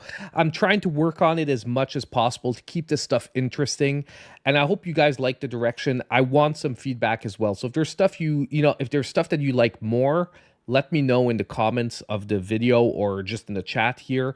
What are the stories you like the most and whatnot? Disgusted by the blatant, feigned virtue over how much they care about Japanese culture and history. I'm sorry. You are bastardizing Japanese culture and history for profit. That's what you're trying to do here. You're not... I should be topless. I'll do a topless stream for you, man. I'll do it once kilos one day. I don't know if it's against... I'm a dude. Is it against YouTube's... topless and tassels? Holy crap, man. Now you guys are getting that's a little weird there. No, I'm joking. But, well, I'm not joking, but... I'd have to check it. But I imagine if you can do a workout stream without, like, a top on for a dude, you most likely can do it. But, oh my god, the topless Zelda wig... I could reenact the Thor scene where he gets like where Zeus flicks off his clothing in person. I'll warn all the guys before it happens, or like in case you guys don't want to see that stuff. No, I'm just joking around, but seriously, like this is another thing that I really like. It's connected still, but it's that. Either you're with me or you're against me mentality, where I'm a very middle of the road position type person, in the sense that I always try to be very critical about my thoughts on any issue, and I always try to look at it from both sides. Obviously, I will take a personal decision on which side of the fence I land on, generally. But I will always be a person that will listen to the other side, and I will change my mind if I do think that the arguments are logical. I try to never close my mind off to be like, this is my position and there's nothing you can do to change my mind about it. There are maybe like 2 or 3 core issues to my being that can maybe hold for. But other than that, I find it sad that we're in a world where, like, right now it's you're against me, you're with me or you're against me, and I'm gonna give the best example I can for this in the world. I don't know if any of you out there are married or in very long-term relationships, but if you are married or in long-term relationships, I find that you realize that no matter how much you love or get along with a person, you are never going to be 100% the same opinion on each and every subject as another person. Like, if I take my wife, for example, we've been together for like 13 years. I think we line up in our thought process and in our values on most of the important stuff. But there is no way on earth you are going to find a person that you line up 100% on each and every opinion with. Yet, people, I think nowadays in the media and on YouTube and everywhere, as soon as a creator or anyone voices one opinion that they disagree with, it's like, well, if you don't agree with me now, I can never watch your content again. Or if you don't agree with me now, I can't, you know what I mean? We can't exist in the same universe anymore. When asking that is like impossible. Because if people can't do it in a 13-year marriage, and if you can live with a person I think maybe that's part of maybe problems why people have relationships, is that part of the beauty of having a partner or being with someone is having differences of opinion, listening to the other person, and over time evolving. Like there's certain things that over time I've evolved to the opinion that my wife had, and I think there's things that over time she's evolved to my opinion. And there's stuff that we still today don't agree on, but we can agree that it's not something that is going to make us uncompatible as people. And right now, for example, like even political parties, if you are right-wing, that means you have to have all these opinions. While I think in reality, if you could speak honestly with a lot of the politicians, there's probably some of the issues that they would land on the other side. But they have to pretend like all of their opinions are on the same side, because if not, you alienate everyone else in that side of the party. And I find that kind of thinking is completely ridiculous. And I think that, yeah. I do agree as well, Squirrel Swirl. And like I said, I do think that people are capitalizing on that, but I do think that the only people they needed to listen to this on are the Japanese gamers who said, we don't like you trying to sell this as our actual history. We do, because that was their biggest issue. And there was a group, by the way, a small political group that actually petitioned the Japanese government to know what they could do to block this, because the company is presenting this as their actual history. And that's the problem, because we'd have to rewatch the trailer that they did for the game, where they spend like 12 minutes talking about how historically accurate Yasuke as a samurai is. Where if they didn't do that, no one would be caring. If they just said, look, we made this shit up. We found a guy that's somewhat relative in the story, but you know what? We totally bastardized him and we made him into the main protagonist because we think it's more interesting to have a black dude walking around Japan being our main hero. I think most people wouldn't have given a crap.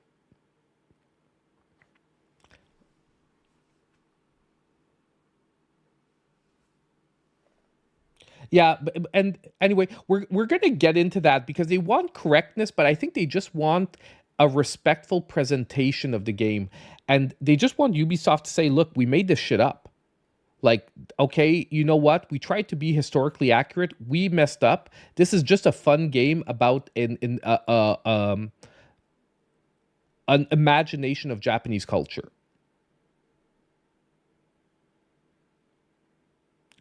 Exactly. That's what I said. And it's the first Assassin's Creed game where they actually took the main character to be an actual historical person. Okay, let's continue on. We're not trying to make a history piece. We know that. It's very loosely based on Japanese culture and history. Look at you guys. You put out a Torigate figurine, a half Torigate figurine with your characters on it without knowing the cultural relevance of the half Torigate? After Hiroshima and Nagasaki? Do you have any idea what that means to these people? Yeah, you guys maybe didn't know that, but they're putting out a figure of Yasuke with a half Torigate. And if you don't know, the half Torigate is a cultural representation of feedback you possibly can into your games to make them better. Hiroshima and Nagasaki. Regardless, the other thing is, I'm sorry. I am sick of... And they put that out just because they found it looks cool. You know what I mean? And they didn't bother to check why the half Torigate is so important in current Japanese culture. And it has nothing to do with like feudal Japan where this is set. Like it's like yeah.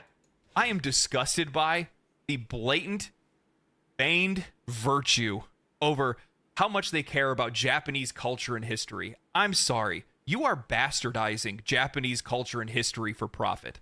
That's what you're trying to do here. You're not trying to make a history piece. We know that. It's loosely based on what it means to these people. Too back. What's wrong with you? Oh, you get an ad. No ad block. Don't let the wrong sounds. At the end of the day, it all comes down to leadership. When you look at Ubisoft's messaging, the lackluster delivery of titles like X-Defiant and Star Wars Outlaws, the inaccuracies and screw-ups with Assassin's Creed Shadows, you see a developer that has no clear plan or vision for what players want, what good games look like, or how to even do their job. I took the time to talk to the Ubisoft developers about workplace culture, about the initiative that they've taken for diversity hiring, and what happens behind the scenes at Ubisoft, and it's wild to see how accurate some of the assumptions that have been made by myself and others. Now, continuing my conversation with one of the developers. And by the way, Squirrel, I don't want you to feel bad about your opinion. I'm answering your question, but like I understand your side of it. And like I said, I fall under that side. To me, if the game is good, I don't give a crap if the character is a guy, if the character is black, white, Japanese. I don't care. If the game is good and it makes sense. And the proof that like, even like I said, the Japanese people don't care either is like, look at Afro Samurai, look at Blue-Eyed Samurai. These are like fictional pieces done in Japan, and a lot of Japanese people love those shows. Freaking One Piece has Usopp that is like probably like the representation of a black person, or at least a darker skin colored person. Like anime is full of it. They have no problem with that. They have problem with you saying that this is an accurate representation of Japanese culture in that time period. That's the only point I think that is not resonating with them. Developers, I wanted to find more about the workplace structure and management. And seeing as though I the agree with you, company has Matthew. had initiatives It's how they're using him to make the workplace a little bit more diverse, I asked, what benefits have you seen? Is there more Exactly. diversity in thought, or is it creating a more one-sided environment? They said that so far the initiative hasn't had any impact on the team that I'm a part of. However, it's clear that some topics are taboo. What happened is now that people end up in a meeting with HR for trivial stuff, not adding smiley faces to a message or adding an exclamation point at the end of a message because some people are reporting it for harassment. One of the things that wasn't in your video is that Ubisoft had some controversy during the Me Too period, letting go of a manager in high positions, and some left on their own because they knew they'd be discovered. I then asked, what was the impact of this in the workplace? They responded by saying the editorial direction and overall mindset shifted from the boys club to safe content. Reaching for plain characters like Kay and Star Wars is a perfect example of this. The idea to have beautiful characters such as Baldur's Gate or Uncharted is met with distrust. This is really sad to see the overcorrection for the Me Too movement. And once again, Me Too movement was something that was necessary, and I'm so glad that it happened. But what I'm not glad that happened is the overcorrectness where people, like I said, can't have an open conversation over ideas without being accused of harassment and stuff. Like the guy said it, an exclamation point at the end of a message, and you get like HR complaints for harassment. Like, what the heck? I'm sorry, but in a workplace, someone needs to be able to say, look, your work is crap without having to worry about HR. Like, I'm sorry. I've had my bosses, I've had people tell me that, you know, what you did was not okay or whatnot. But it's that overcorrection that is the problem. Like the whole idea of like safe content and that proposing that characters be beautiful or appealing is met with distrust. Is if it's true, and like this is where I'm saying grain of salt here, because this could be a very narrow point of view from one or two devs. So I don't want to assume that this is true necessarily. But I think that even the fact that some people are feeling this type of pressure is pretty bad. And I've been in companies like this. I'm glad to say that where I work now for my 9 to 5 job, it's sort of completely the opposite. As long as ideas are presented in decent fashion, you can actually say pretty much what you want, and it'll be taken seriously. Obviously, not everything is gonna end up in the outcome you want, but it definitely is something that is respected. And there's you can be very HR compliant without having to be worried that like a misplaced exclamation point is a problem, or saying that, hey, can we maybe make this character more physically appealing or something like that, is met with distrust. Like it just it's an overcorrection, and overcorrections never work in any examples. Every time there was an overcorrection, it gets met with an even more violent correction to the overcorrection. You know, every action has a equal and opposite reaction. Well, the problem is you can't overcorrect, because it's going to generate another correction in the other sense. But anyway, let's keep going on. I just feel if this is true, it is a sad idea where, yeah, the lack of balance is that you can't overcorrect a problem. You can only correct it. Does that make sense?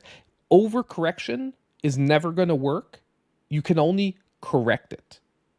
I know it sounds weird to say that way, but that is like... okay, I'm going to take an example. That is like the feminist movement that wants to possibly oppress men. That's not going to correct the imbalance that happened in the past. Now, do women need certain advantages to get to that balance? Yes. But it's not by oppressing, because what's going to happen is you're going to have an overcorrection in the other sense.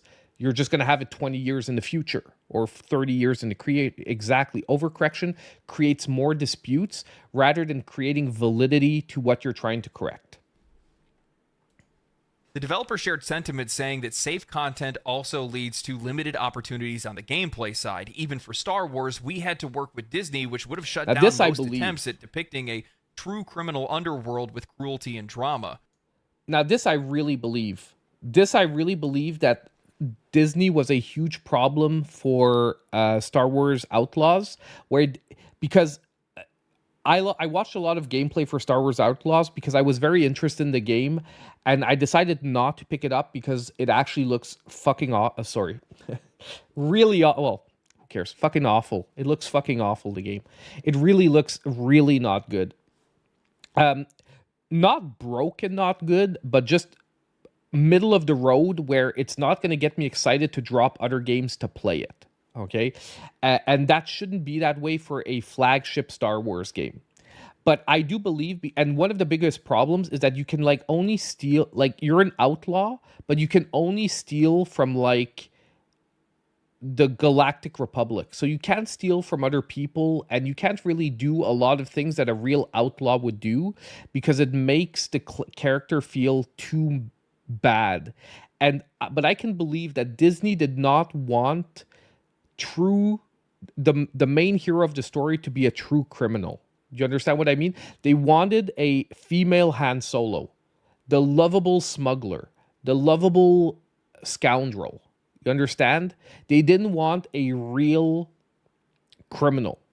And that I believe. And I believe that possibly they wanted to go darker with the story, and Disney prevented it. That I do believe. By the way, I wanted to address, I'm going to give Ghost of Yotai a serious chance. I do not want to throw Ghost of Yotai into the same boat. One is with Ghost of Tsushima. I think that Sucker Punch has deserved and earned discretion to wait and see more about the game before I make my decision.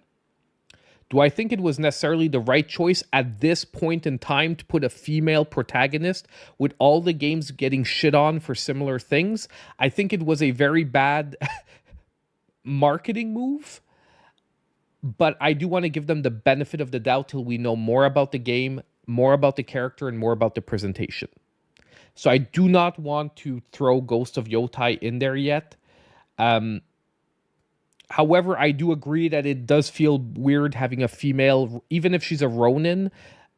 I don't see that any respectable swordmaster would have trained a female in katana, because females were not allowed to train in katana. They were trained. Females could train in weaponry, by the way, just not katana. They had like Naginata was like a very famous female primary weapon, but they weren't allowed to train in katana. But either way, we're not going to get into Ghost of Yotai in this because I just want to give them the benefit of the doubt, because I think Sucker Punch has earned that benefit of the doubt till we see what the bigger presentation of the game is. And are they going to try to go the exact same historic route of Ghost of Tsushima, which was fictional, by the way, clearly fictional, just they presented it in a very like Japanese samurai movie style format. On the gameplay side, even for Star Wars, we had to work with Disney, which would have shut down most attempts. Rage is just a lot of their games are failing. Criminal underworld with cruelty and drama. They're failing in weird ways. When you put this developer's perspective in line with the recent failures and controversies at Ubisoft or any AAA developer at this point, it all makes sense. An overcorrection in sensitivity brought on by the boys club days that many studios experienced during their early years. As such, many games today lack the teeth and grit that players crave because those things are seen as problematic or unsafe to make in the workplace. Don't use emojis or exclamation points. You could offend someone. Holy shit. How soft have we gotten? It reminds me of the time where the Helldivers... I know about you, but at work, my Teams is filled with GIFs. Like, we use GIFs, like, all the time to lighten up the teams at work. And, oh my God, if people would take offense to every GIF that they didn't like... we'd never hear the end of it. Community manager went on a ban spree on their Discord because players were using a throw-up emoji on furry art that was posted in their Discord. Sometimes people need to be offended. While I'm going to try to resist the pull yourself up by your bootstraps tirade, friction on some levels is necessary in life. Now, that doesn't mean that people should be allowed to openly harass others, but there are major issues that arise when you have emojis that can get you fired. This overreaction and overcorrection leads to a workplace that is actively hostile towards freedom of thought, expression, and criticism. As one of the interviewees mentioned earlier, they noticed a culture of toxic positivity. From my perspective, toxic positivity is fake people saying fake things, and in the case of Ubisoft, making fake products. Nobody wants to live their entire life being terrified that someone is going to misunderstand them. And when you're at a studio like Ubisoft, and you're not even allowed to make characters attractive, otherwise it might upset people at the studio, you have a problem. Jin's not coming back, DJ. This culture of fear I'm and almost forced sure. uniformity stifles creativity and innovation. It's no wonder that Ubisoft is struggling to produce anything of real substance when their own developers are walking on eggshells, more worried about HR complaints than creating groundbreaking games. How can you... by the way, guys, I've never played Ghost of Tsushima. Just to let you know. I watched full playthroughs of the game, so I know everything about the game, but I've never played it. And that's actually one of the things that I've always wanted to do if we get like a full streaming schedule. I wanted to do a first playthrough of Ghost of Tsushima on stream, like play through the whole game. Just currently, it's not feasible because it would be taking way too much time out of the Switch schedule. But by the way, I've watched the whole game, but I've never played it. I've never played through it. You make bold, impactful content when every idea is scrutinized for being too risky, too offensive, or too unsafe. It's a workplace where mediocrity is rewarded and where pushing boundaries, the very things that games are supposed to do, is seen as a liability. This workplace culture, this overreaction and overcorrection has infected just about every single industry that's out there. I worked in construction for 7 years up until last December, and the company that I worked for was more afraid of HR issues than they were of injuries. We worked with hydrogen sulfide This is and scary hydrogen what cyanide, he's saying here. gases that, if released, could kill half of a city. I've just finished narrating over 400 pages of Dark Souls lore from a book called... You know, we've discussed modern audiences, the mythical, magical modern audiences, and soft modern games. We found the audience. It's the people that are running these companies nowadays. You have folks that are walking around on eggshells, afraid to say anything. Anecdotal, but just like a few weeks ago or a month ago or so, I remember I was live streaming, and instinctively I said something was retarded. I'm a millennial. We all grew up saying it. It's a product of my upbringing. Say what you will. I didn't say it consciously. I it said just that came the other out. time on stream. One of my chatters pops up and says, "How often do you say that word?" I banned the fuck out of them. Get the... Honestly, this is something too. I try to be careful. Like, I do try to be careful about my speech, but this is something too that I'm just going to say that I'm a person that gets very, like, it takes a lot to offend me. Okay. And I, as well, will say that something is retarded. Okay.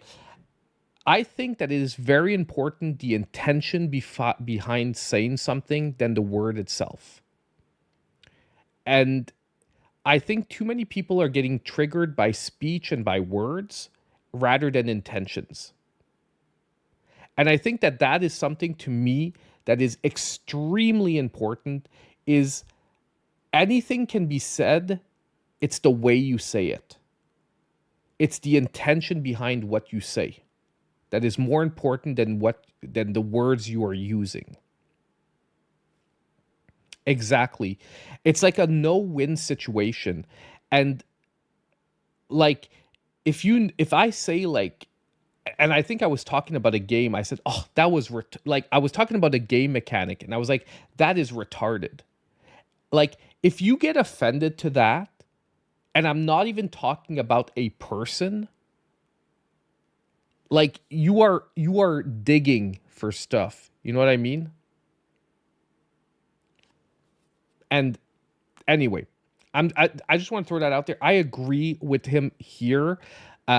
Does that mean you can overuse the word? Obviously, no. But I do think, and I hope you guys know that, like, I'm always going to be like that. I'm not going to say, like, "Oh, sorry for using this word" or whatnot.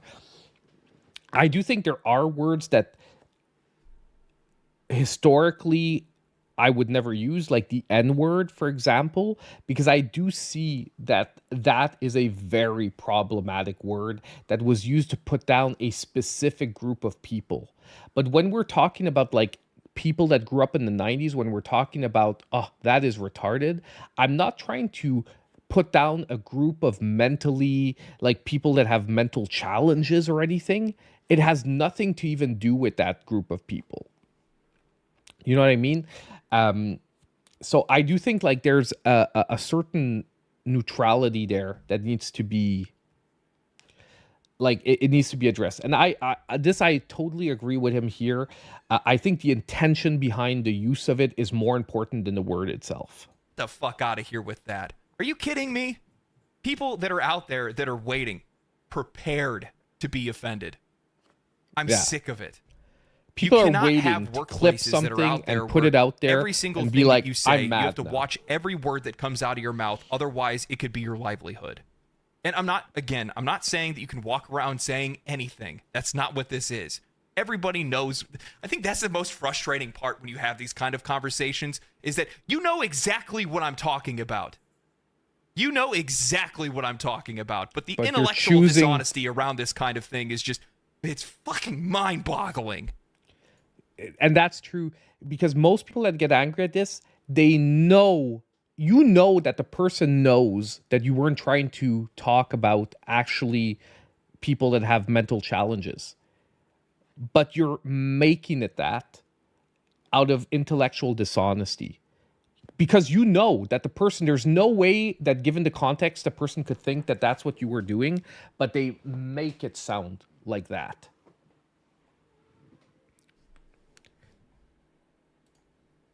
We have workplace environments that actively work against any type of creative or constructive criticism. That's how you... Dude, I am 1,000,000% agreed with you, Needless Dragon. Like, I'm multicultural. Like, I grew up in Canada. We're very DEI, blah, blah, blah. But like, my dad is South American. My mom is German. And both those countries, like people would laugh at people getting angry for what they get angry here. Like, and like, you can see, like, even when you're in a South American community with people speaking Spanish and stuff, like, you can see that they don't give a crap. Like, like, darker South Americans are called specific words in different countries to say that you're like a dark South American, but it's done with like a degree of love and like sort of like it sort of says like, hey, you're a darker and you're a lighter person. But it's like, it's not done to put the person down. It's just like, and for example, like, like, even like a lot of South Americans will call like some people like gordo, like, oh, el gordito or el gordo, like for like a kid that's a little bit chubby or something. But it's not done to put it down. It's like it's done with like a certain love and exactly, like it's done with that. And like, I know because my brother was gordito. Like, we're three boys and my brother was gordito. And like, but anyway.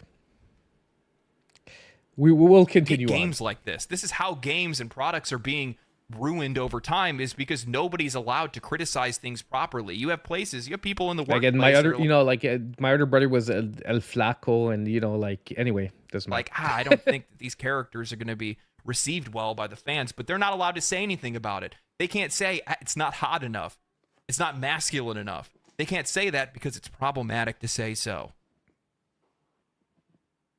Tame and safe are the antonyms of exciting and daring. Baldur's Gate 3 was exciting and daring. Star Wars Outlaws, tame and safe.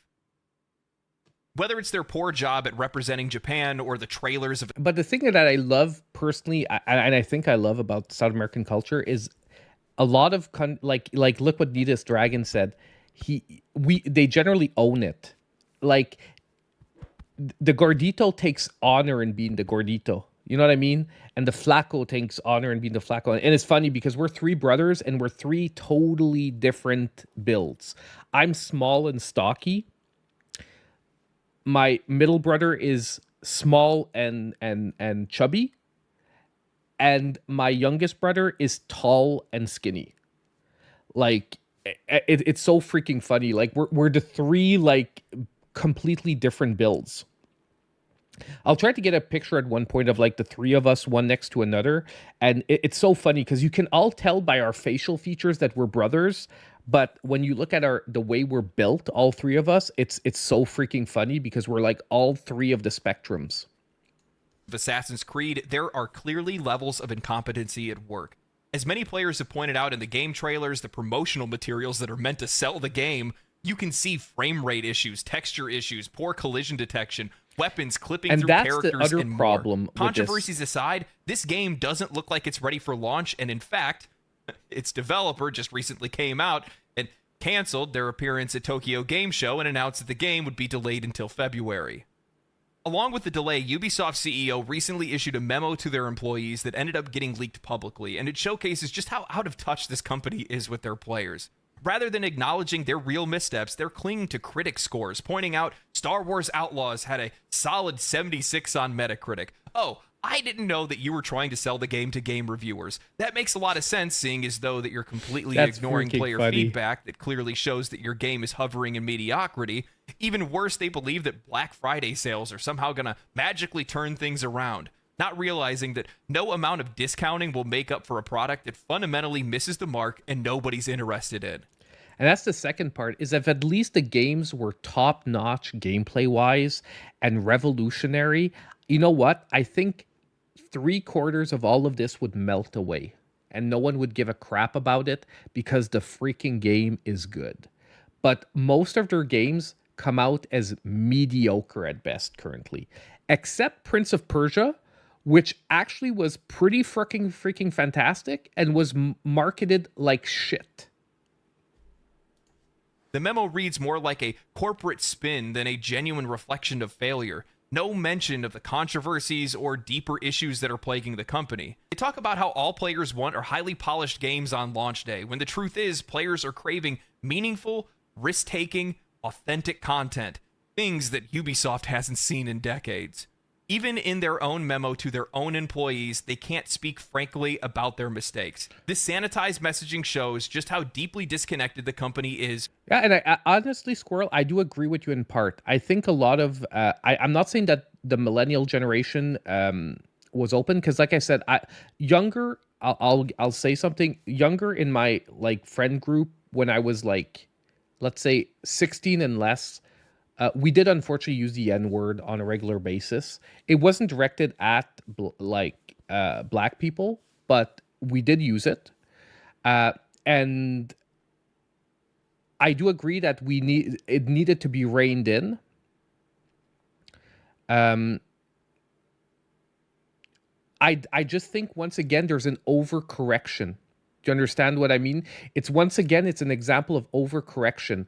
Did it need to be toned down?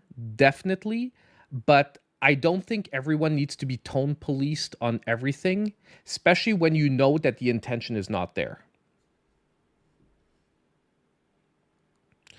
We talked about the Karate Kid game last week, but my point on it was it actually isn't bad. However, wait for a sale. It is not worth $40.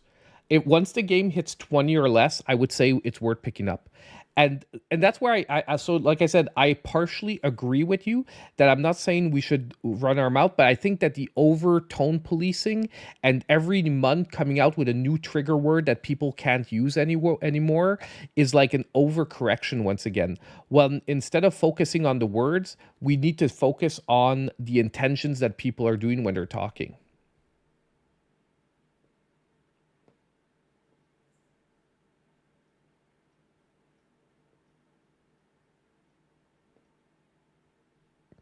I don't think Gen Z is overcorrecting. I think it's us growing up to where we've buying power, so Gen X is in power, so they're forcing millennials to overcorrect. Yeah, I get what is in power. Yeah, I get where you think. Yeah, I do. I sort of understand where you're getting at. I do think though that like there is like a current overcorrection to it nonetheless. But I think it's finally starting to get some pushback where people are like calling people out by saying, look, that's not what he meant. Like, shut the F up and move on. Like, dude, next time try to say it in a better way. But at the same time, what he meant. There's no reason to blow up and make like a 2-week issue out of this. From the people that it should be listening to, the players.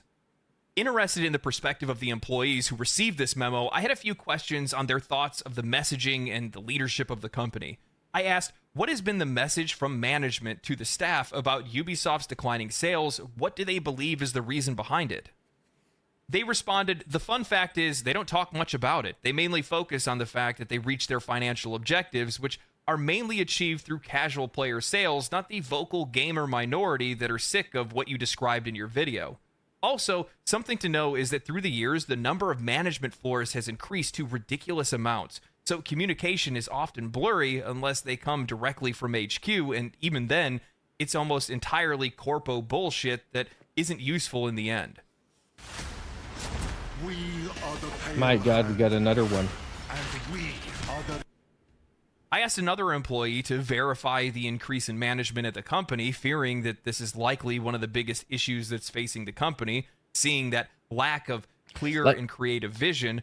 They painted a picture of a company that's not only overrun with management, but that's passively aggressive about removing higher paid and talented employees. And this is another big problem. And this is why we're seeing underskilled and listen to this part. This is why we're seeing a drop in quality in games. It's that management apparently is pushing out higher experienced developers and rising up lesser paid, lower experienced developers. By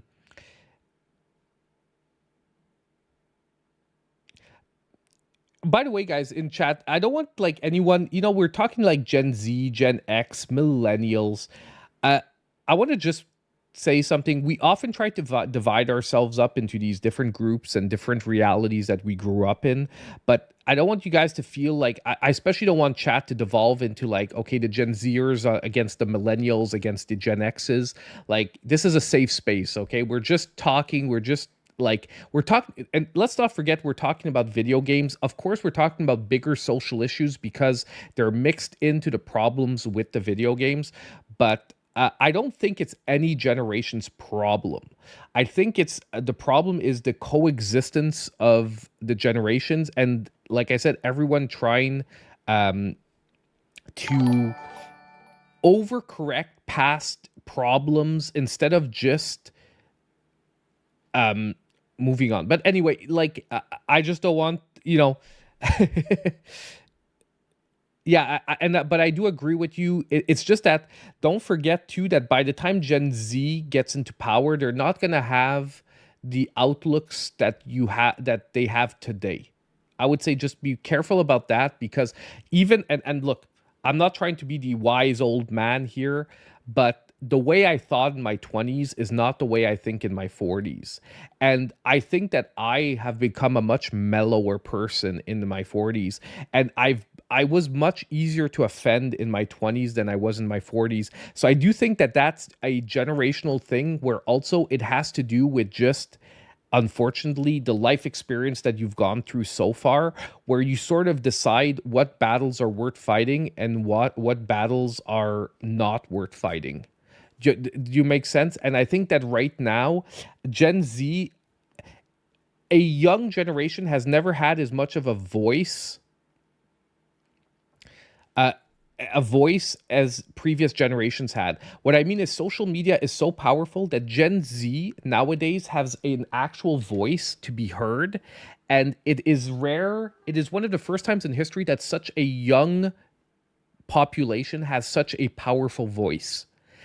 And I do unfortunately think that, however, the message that they're getting out is maybe slightly shaped by the fact that there's a lack of life experience there and of dealing. And I'll tell you this from one perspective, okay?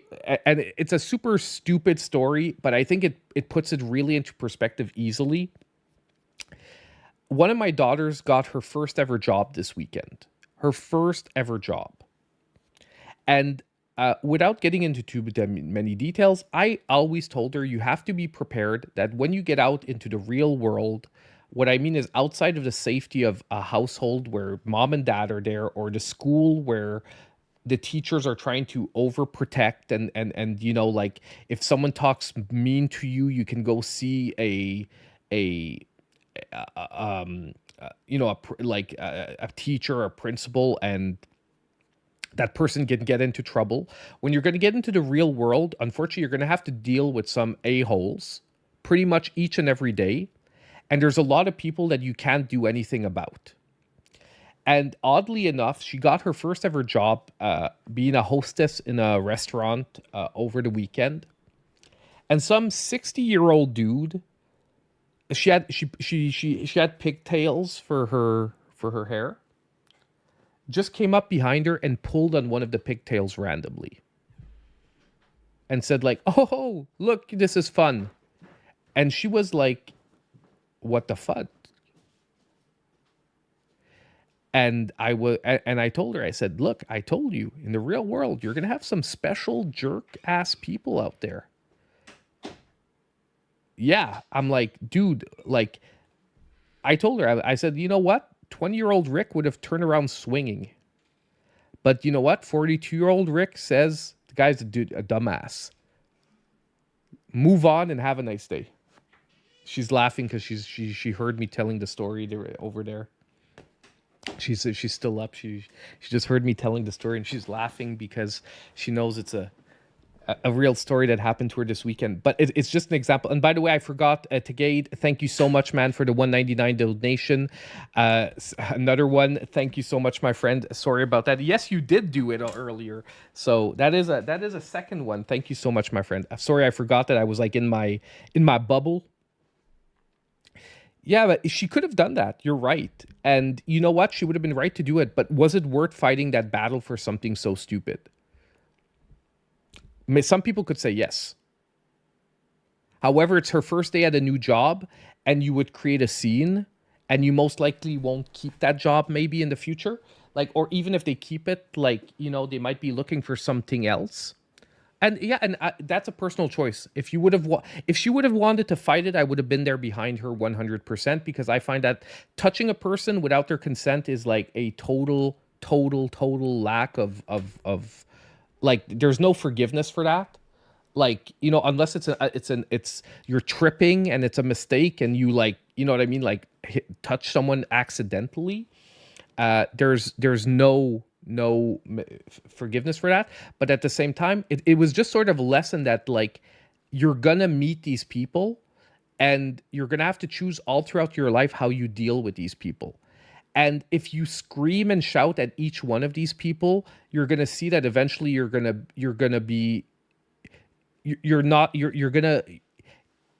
giving too much of yourself out there, in the sense that you're going to be out of energy. You can't fight each one of these battles to its fullest extent. But yeah. Lila Parent, that's her. Good night. Good night, Lila. Good night. Massively aggressive about removing higher paid and talented employees. It's just the whole point was just like, you can pick your battles as well. And I think right now, Gen Z has such a strong voice that a lot of people aren't picking their battles. And by fighting each and every battle, you lose the war. And that is a very important lesson that any general will say. The war isn't won by the person who wins the most battles. It's by the person who wins the most important battles. And often, if you look historically, the overall winning side isn't always the one that's won the most battles. It's the one that wins the most important battles. And by reserving their strength for the most important battles, they overall achieve victory. Skilled and unexperienced management at a cheaper rate. They claim that Ubisoft as an employer shows little regard for their developers. What happens in practice is that they essentially push out senior engineers, promoting junior engineers to senior roles after just a few years of experience, oftentimes with experience in just one engine. Meanwhile, experienced developers with far broader skill sets are being overlooked. This constant cycle of turnover with inexperienced leaders leads to noticeable drops in quality, with bugs appearing in their games. The passionate, dedicated developers leave, while those who are just going through the motions stay behind. This doesn't just affect the technical quality of their games, but also impacts the design and creativity. For instance, you'll find designers working on FPS mechanics who have never played an FPS game before, or engineers who don't understand how the mechanics they're building are supposed to feel. There's a lack of passion and skill across the board, and the results are obvious. That line about designers working on... Not only that, but imagine working in a company where you can't voice your opinion about the game you're working on. As soon as you have enough experience, what's going to happen? You're going to apply elsewhere. Even if the company doesn't push you out, you're going to go elsewhere because your voice can't be heard. And a developer just getting their chops in the industry is going to deal with that. But if you're a serious developer who has passion for their projects and you've been working in the industry for like 5-10 plus years, you know what? You're going to move to a company that you're going to be able to talk openly about what you like and dislike about the project and get passionate about the project. Because if you can never voice your opinion, you're not going to stay there. On FPS games and leading FPS projects struck a chord with me. Not long ago, Ubisoft released X-Defiant, a military shooter that was meant to compete with the likes of Call of Duty. However, since the game's release, they've lost the vast majority of their player base, with Ubisoft claiming that the game isn't dying, despite it reportedly losing 94% of its players on Xbox. Why is X-Defiant ran into so many issues? Netcode, hit registration, and general shooter gameplay issues. Common problems that are normally ironed out well before a game ever hits the market, especially a shooter. It's core to the gameplay. If you're playing a live service shooter, all you do is shoot. That's the gameplay. But when the shooting doesn't work, you don't have a game. Ubisoft's leadership is completely disconnected from the reality of game development and player expectations. The problems stem from a bloated management structure that's prioritizing reaching financial targets through casual player sales, rather than listening to the core gaming community that's sick of their tired formulas. Even their own developers are frustrated as they watch as talented senior engineers are pushed out of the studios and inexperienced juniors are promoted far too quickly, leading to a noticeable drop in quality.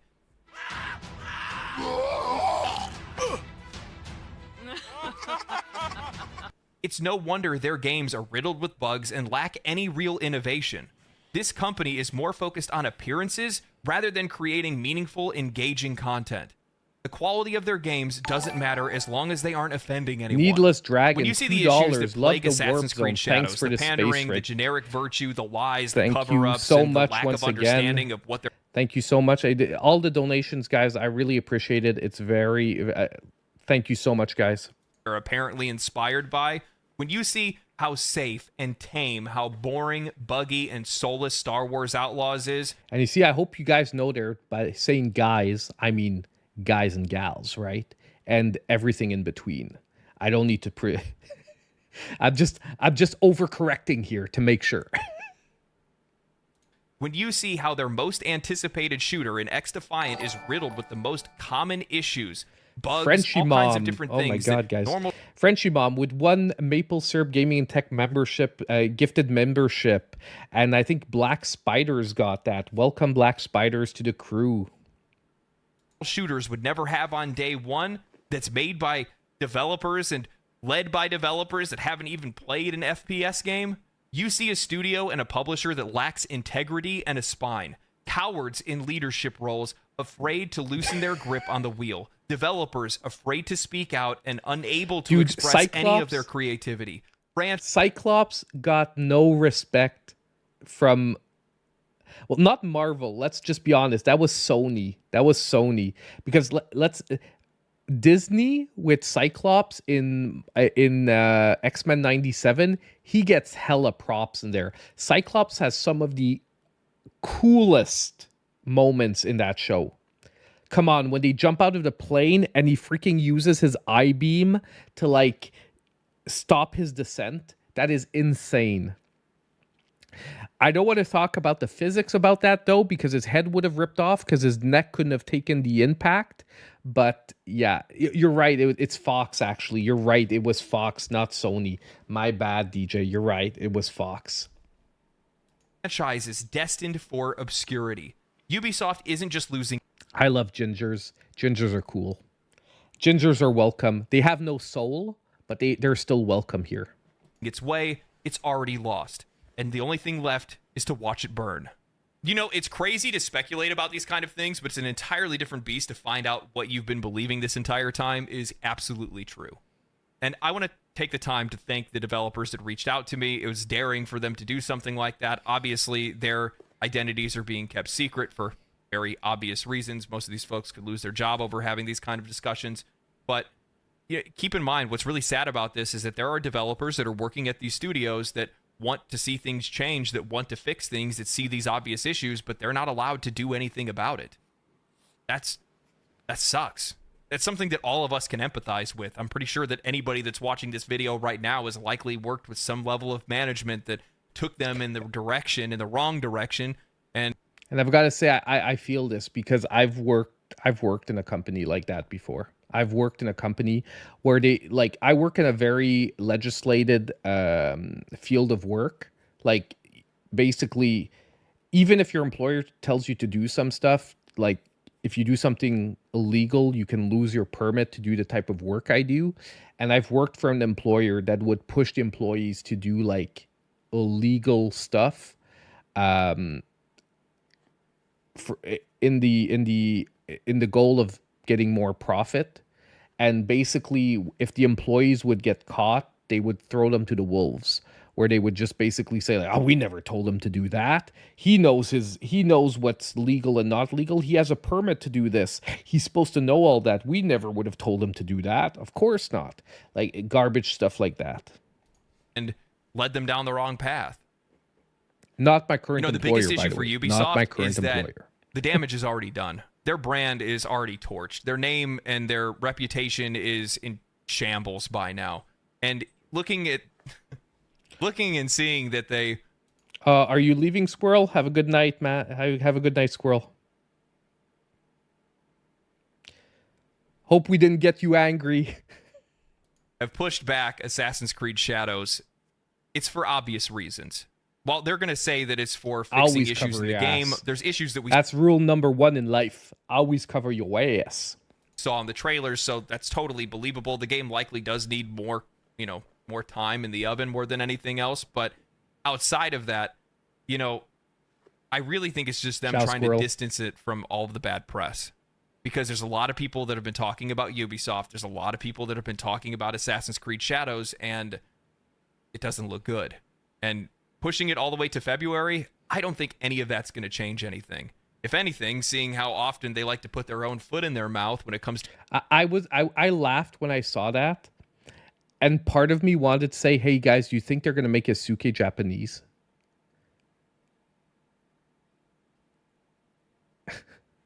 Oh, okay. You're not leaving. It's a misunderstanding. Okay, I get it. Gotcha, Squirrel. Gotcha. I was like, do you think they're going to replace Yasuke? That would be like epically funny. If they did that, I would like, number one is it would backfire. It is guaranteed that it would backfire. Okay. I got you. CYA, cover your ass. I've got it. Yeah. No, now I got it. We were all slow on that one, Squirrel. But I was laughing when I saw that. I'm like, dude, do you think they're gonna replace Yasuke? Like, do you think they're actually that panicked that they're gonna do it? To Assassin's Creed Shadows, you're just giving me and a bunch of other content creators more time to farm you more than anything else. I was talking to one of the developers about the delay, and they're like, one of the things that really confused the whole group of developers is that they're like, well, we need more time to fix bugs and issues, but we're also going to add more quests and side content. They're like, those two things don't have anything to do with one another, and one creates more issues. Oh my God, what It doesn't make any how sense. stupid. And also, you push it to February. Like, the more content you add, the more Come bugs you're going to Deliverance 2 create. And Monster Hunter Wilds release. You're cooked. What are you doing? I don't know, man. I want to thank everybody. Thank you guys for watching the last video as well. It was my first 1 million view video. That's just a wild achievement, one that I wasn't really sure that I'd ever be able to achieve. And you guys made that possible, so thank you guys for that. Again, if it wasn't for your guys' support, stories like these wouldn't be able to come out. I hope I get to do more stuff like this in the future because Okay, at this point, he's just saying bye and stuff. But honestly, if you guys haven't watched this channel yet, let's help him get another 1 million view video. Legendary Drops, he does some great content. Like I said, like you see, I love his style because he's giving his opinion. He's not making it like overly... like this doesn't feel clickbaity or anything. He's just having a logical discussion. Now, like I said, we always have to take with a grain of salt because he says he's talked to devs. I believe he talked to devs. I'm just saying, once again, we just have to be careful because if you talk to 1 or 2 disgruntled people, maybe you're not getting the 100% true image. But I do think that this is indicative. And if we're looking at everything that's happening around it, all of this makes sense. You know what I mean? All of this makes perfect sense with everything that's happening. And so at very least, if you guys just go maybe drop a like after the stream on the video, that would be, I think, just a great help because, like I said, I do want to do this a little more often, watch a really interesting video with you guys, especially when it's like a really good topic like this. And opening up the discussion on these shows. Hopefully you guys like this kind of content, and let me know, like I said, if you do. Okay, so now let's I wanted to tie this into the Dragon Quest III remake sort of drama that happened also at Tokyo Game Show. When I say drama, it wasn't like mega drama, but there was a interview. Once again, this is covered by Nintendo Life, links in the channel down below. But there was an interview with some of the people that worked on Dragon Quest in the past, Japanese devs and creative leaders, and basically, I really found that their perspective and the way. Now, don't forget that this is a translation, so there are certain things that might come across not exactly the way that they would have said it, but it has to do with the censoring of the artwork of Dragon Quest III Remake, which honestly, at first, I didn't give a crap about, but then when I heard the arguments that they made in this interview, I was like, if that's really why, how stupid is this? How stupid is this? Like, and we're going to look at it. Personally, I'm going to buy the game anyway, because it doesn't bother me enough where I'm not going to buy it. And like, look, like basically, you understand, like basically this is the original, this is the remake. What they did is they like, you understand, they added like some fabric around the breastplate here to obviously hide a bit of the curves, and they gave her shorts around the loincloth. You know what I mean? So it's like, it's not major censoring, but it is censoring nonetheless. And these are classic works from Akira Toriyama, which I think that currently is even more, to me, is more touching me more deeply because he passed this year. And I think his work is iconic and no one should be messing with it. And if you're bringing out the game, you should be honoring his memory by keeping his original artwork in there. I want to read through this interview, however, and understand what my problem with this is and why I think we need to think about this in a wider sense. So ahead of the release of Dragon Quest III HD 2D Remake this November, series creator Yuji Horii has addressed the changes to the female characters in the game who are now showing less skin than the original version of the game. Speaking during an interview at Tokyo Game Show, Horii admits that he's just as confused by the changes to the late Akira Toriyama's artwork, but goes to explain how if there's too much exposure, the age rating goes up, and that means that the game can't be sold to all ages. Now, this is the stupidest argument I heard. This is the stupidest argument I've ever heard here, and I'll explain to you why. Who is buying a remake of a 30-plus-year-old RPG? Who is buying this game? Do you really think that the main audience for this game is 10-year-olds? How many 10-year-olds are looking forward to Dragon Quest III Remake? Like, once again, exactly, NDJ, and I know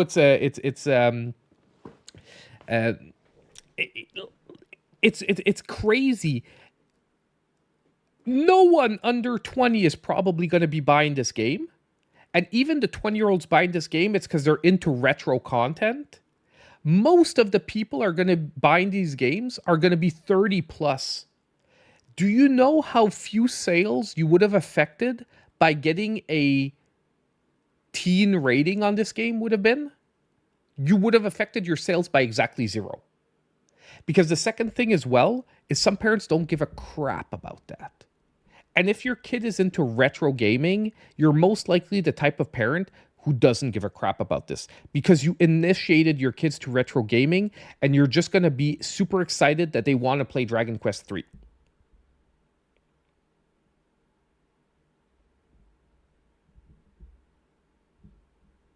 Like, it is... This argument makes 0 sense. I want to read through the rest of the interview, but I just wanted to start by if this is the reasoning that gaming companies are building their remakes around, they are I'm sorry, I'm going to use the word, they are retarded by thinking that their age group is going to be affected by kids under the age of 13. Exactly my argument, Matubitu. There is no way that this game is going to be bought by kids under the age of 13. So having a teen rating or plus is not going to affect the sales at all of this game. Like, not even one tiny bit. So now, it's funny. So Yuji Horii, which is the creator, like one of the series creators, he says, I really wonder who's even complaining about this. And they're talking with one of the editors-in-chief for Shonen Jump. And his answer is insanely representative by what someone said earlier, how outside of like Canada, US, a lot of other countries are looking at this and they're like, what the F? Now, don't forget this is a translation, so this is most likely not the actual meaning behind this, but it's like an absolute god, an evil disguised as good. There's no such thing as content that doesn't make everyone uncomfortable, because beauty and ugliness, good and evil, are different for everyone. There's a religious concept from the West, especially in America, that influences their approach to sex education, right? Their approach to compliance is very narrow-minded. When selling manga in America, everything has to be categorized by age groups. Because there's a risk of lawsuits, the company also has to get insurance. Doing business with such a ridiculous country is really frustrating. Because of that, Japan also gets negatively influenced. This tells it all.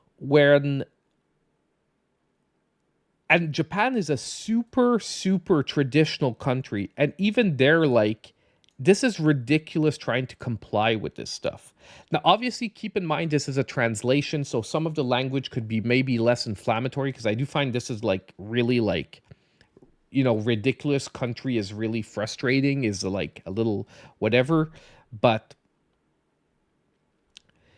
it's like, dude, do you really think, I'm trying to get a zoom in on it, but do you really think that this is going to be confusing to a child? Like, are you serious? A little bit of cleavage? Come on. And what I have less problems with is the whole body type 1 and 2. And I'll explain to you why body type 1 and 2 doesn't bother me. Because the whole concept is ridiculous. In the sense that only one of the two body types has their chest covered. So even if you're not calling it male and female based body types, we all know that's what it is. So just changing the name to type 1, type 2, or type A, type B, although I find it's like I personally find that it's not needed. Like, it's still, in the end, is a man, like a female base, a male base. And it makes, this is one of the adjustments that I do not care. Like, okay, if this can make some people more comfortable and more happy, let's do it. Good. I know Japanese is very open with sex. It's just that not in public, and it's the Christians that introduced. Yeah, I know. It's the Christians arriving in Japan that actually added a lot of stoicism to the sexuality. Before, Japan was much more open to it. I do know that behind. I just didn't want to get into that historical like clash of worlds. Yeah, they introduced like the shame behind sexual nature. Either way, I just wanted to sort of tie this in, because I find that this just like ties in so well to like, why are we giving in to this? just do this, get your teen rating, and be like, F you, we're going to lose out on 5 sales. Like, maybe. Over the whole thing. You know what I mean? Like, it was just a ridiculous side thing I wanted to cover because I'm going to buy it just because I love Dragon Quest 3. And I think enough is going to come good out of this to be worth it. But I do respect people who don't buy it because they're against the censorship. And honestly, I just don't see, because we're talking about PNGs, eh? We're talking about like very small images. I don't understand how there's not like a censored and uncensored version.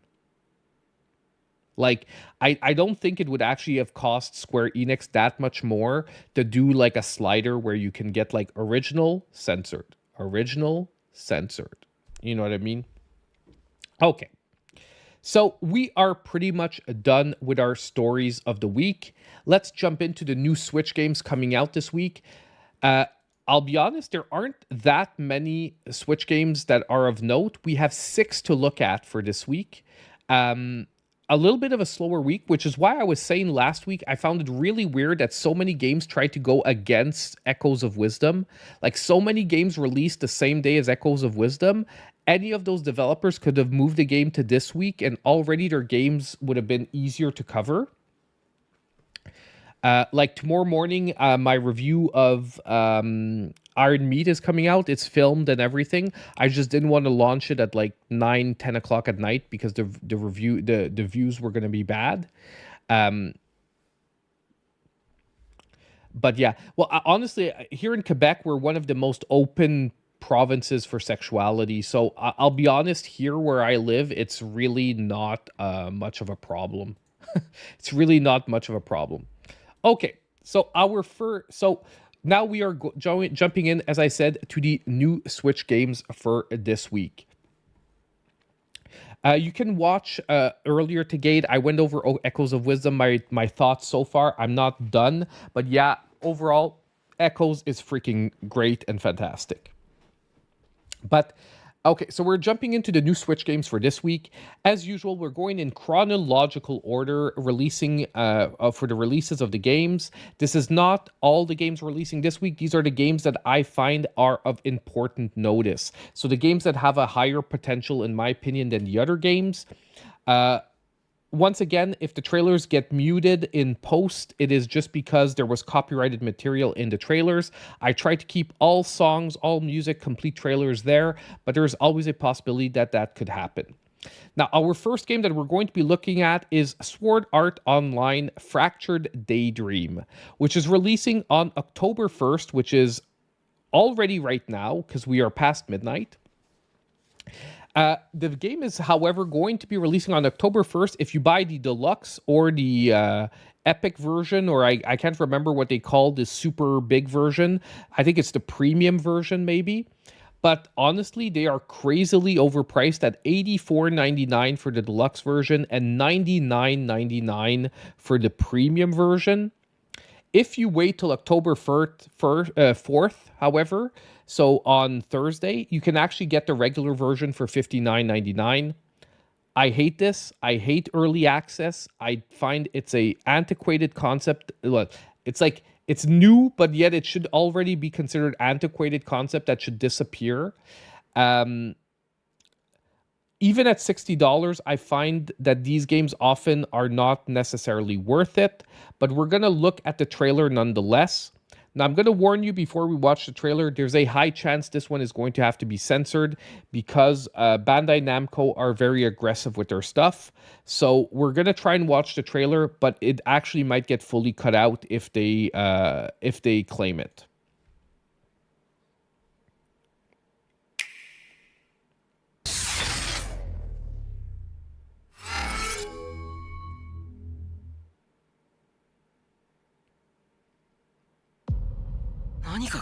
What? 基本的に親切だよね。キリト君はこのメンバーが揃ってると圧勝だったね。届かなかったか。残念。よかったら一緒に学校行こうか。おはよう。助けて。忘れちゃってても違和感を覚えることはできるの？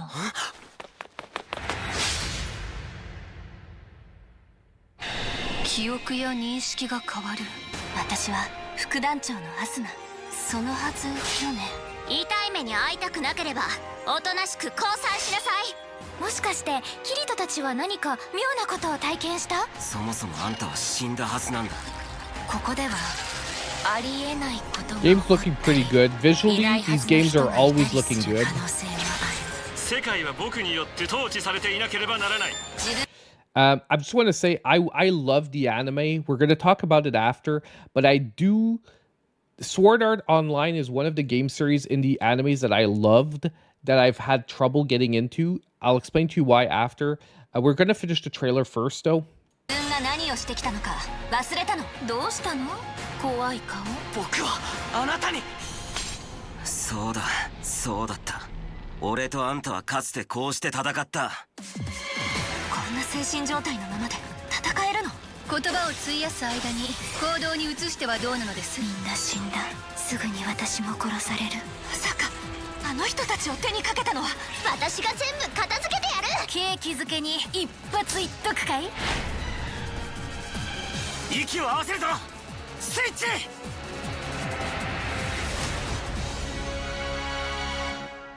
なあ、この世界で死んだ人間は一体どうなると思う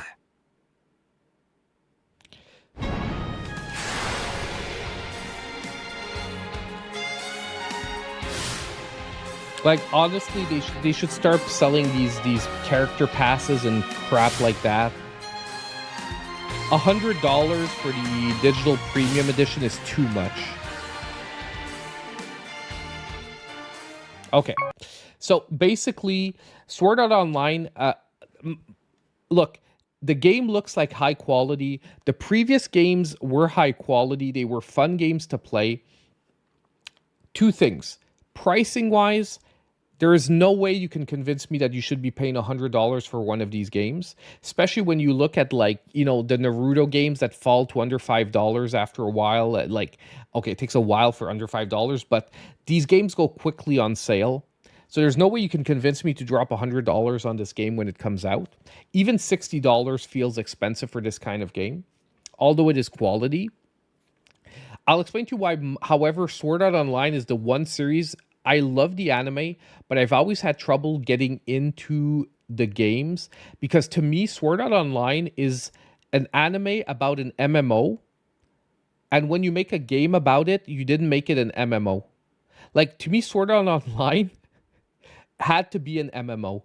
To me, it's the only way I would have played a game about Sword Art Online and have it feel like the right game is if they would have just made an MMO about called Sword Art Online, and you play like as characters, not the title characters, but you play like characters in the world. To me, it's like I'm just playing the game and I'm like, I'm playing a game about an anime about an MMO that's not an MMO. Like, I don't know if you understand what I mean. It's like I just couldn't join those two things together. But that's just me personally. Anyone who loved the games, you can love the games. I just was never able to connect with them because of that. Because I'm like, why isn't this an MMO? Fairy Tail I liked. Naruto I like playing through the games. The One Piece games are fun. But it's because all of these things were not based on a world that's based on an MMO. But that's it. So Sword Art Online comes out on October 1st, which is out now. Now, next, we are going to be moving over to Kill Knight, which is coming out on October 2nd. This one will be costing only $14.99. It is an indie action game. I think it looks like it has some very nice potential.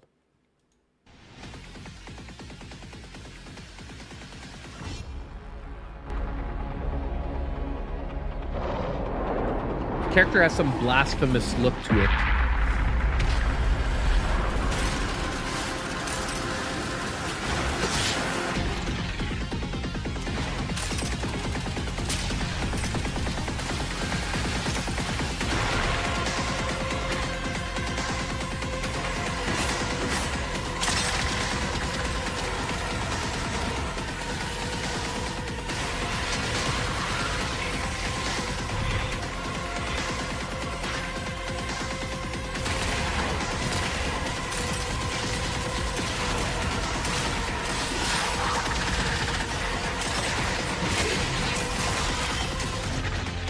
It's looking action-packed, looking pretty good.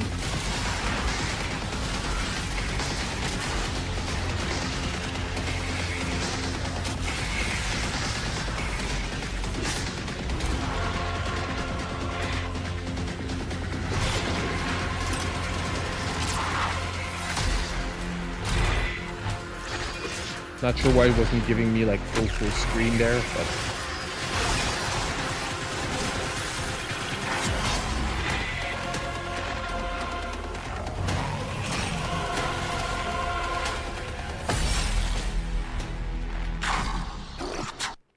like the visual art style, the darkness to it gives me, like I said, like Blasphemous vibes. But the gameplay, twin stick shooter, looks tons of fun.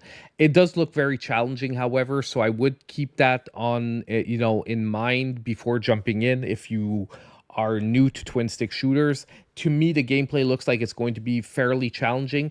It does almost look like arena style, boss rush style, but it looks too slow. I don't know. That looked slow to you. To me, it looked fairly fast-paced. But I know you're probably just being sarcastic. But I do think this was a good one to keep out. $14.99 feels like a good price for this kind of game as well. So I do feel that this game has a ton of potential. It's priced right. It has some nice potential. Next, we are moving on to, I think it is October 3rd. And this is going to be my little indie surprise of the week. It could be good, it could be bad, but I feel that it's going to have a little bit of potential. It might just be a very short game. It is called Dawngrown. It is only $5.99, releasing on October 3rd. Awesome cutesy art style. However, it looks like it might have some really fun gameplay. And it is a very low risk, potentially nice high reward.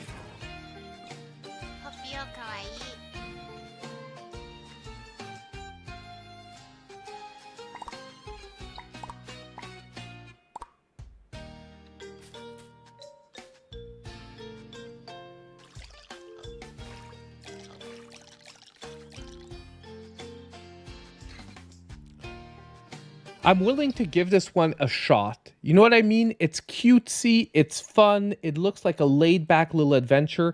They are specifying that it is a small, short adventure, so I am maybe worried that it could be very short, but at the same time, it has that cutesy appeal that if it has enough for $5.99, it might deliver on a satisfying budget experience for this week.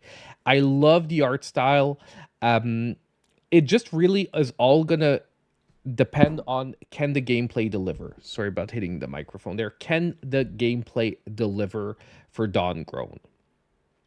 Okay, now moving on to our next game. This is actually going to be one that I'm looking forward to because I'm a huge fan of SpongeBob SquarePants. SpongeBob SquarePants, the Patrick Star game. Now, I am worried about performance on the Switch because this developer and previous SpongeBob games have had certain performance issues on the Switch. So if this one lines up in the same direction, we could be looking at some frame rate issues and the sort. But still, I do think that this game has some potential. It is coming out on October 4th, and the game is going to be selling for $39.99. It is a little bit expensive for the kind of game it is, but still, it could be a fun time nonetheless. Yeah, Pumpkin Jack is on sale. Pumpkin Jap is like $6.79, something like that. Bikini Bottom.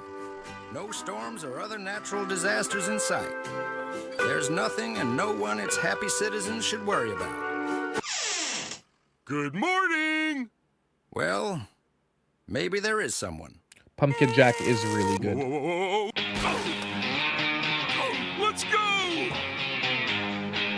Excuse me, coming through! Wow!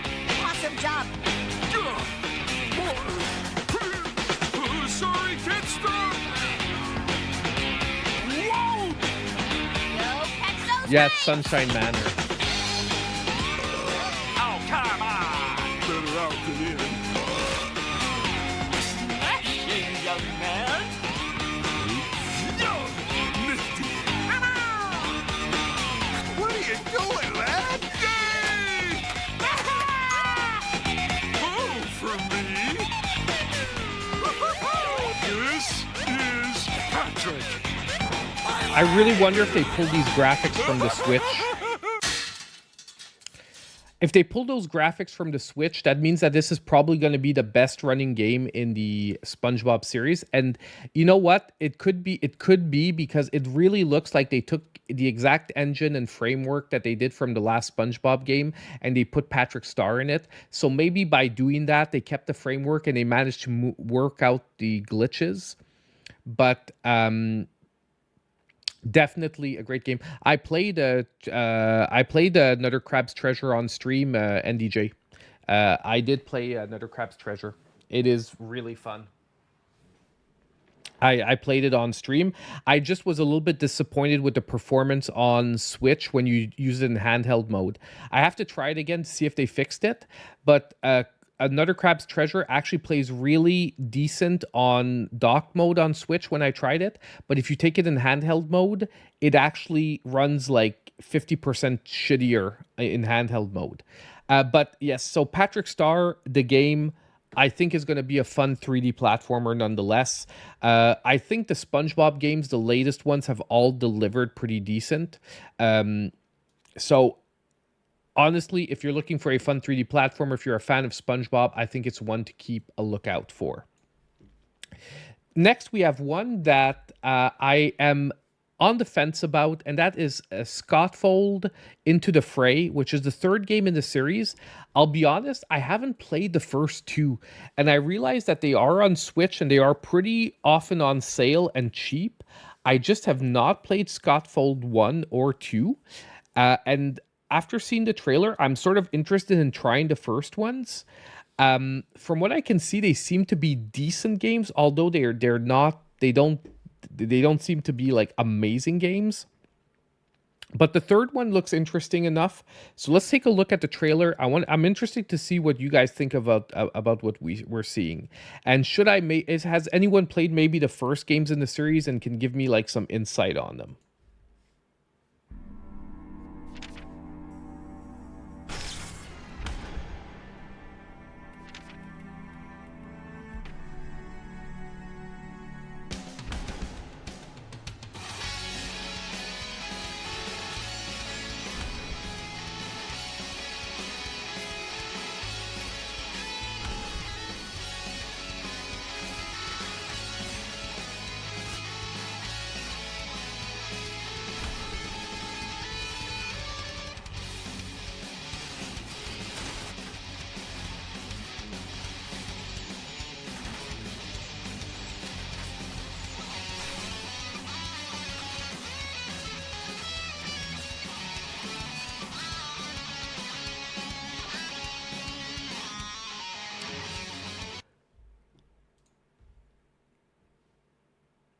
So like I said, this one I'm sort of on the fence about.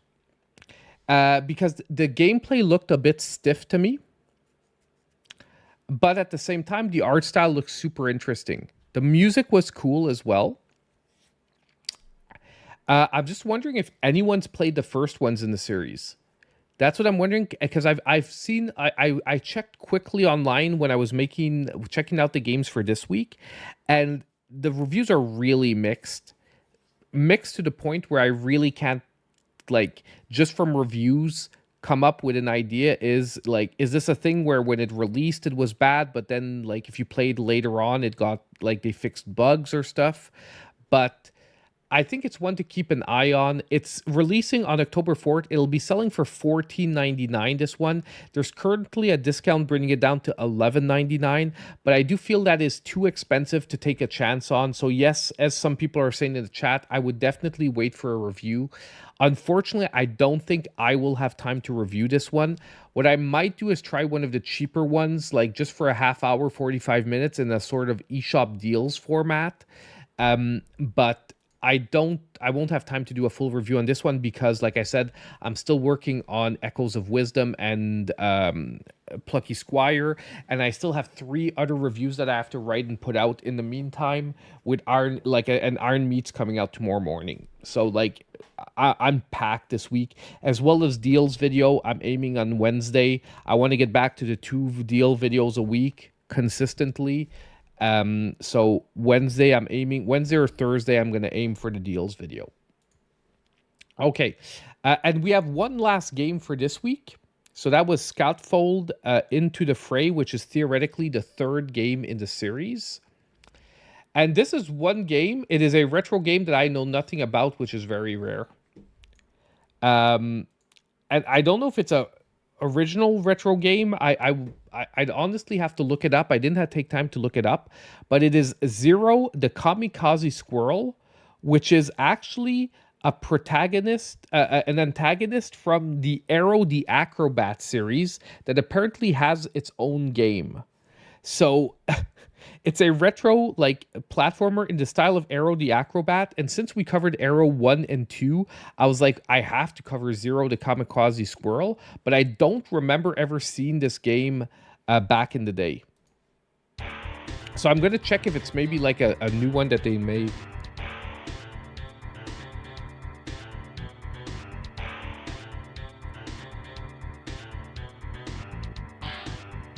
But it feels like it has a lot of the same physics and feelings that Arrow had.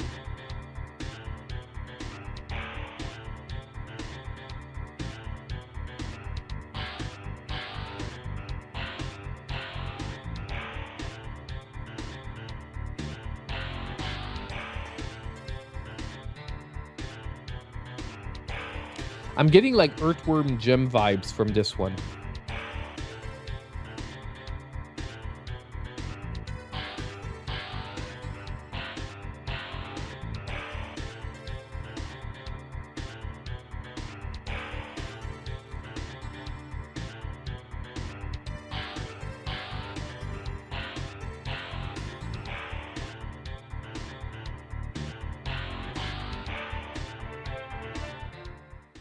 So I do think this one is a one to keep an eye out, especially that it's releasing for only $5.99, like the Arrow the Acrobat games were.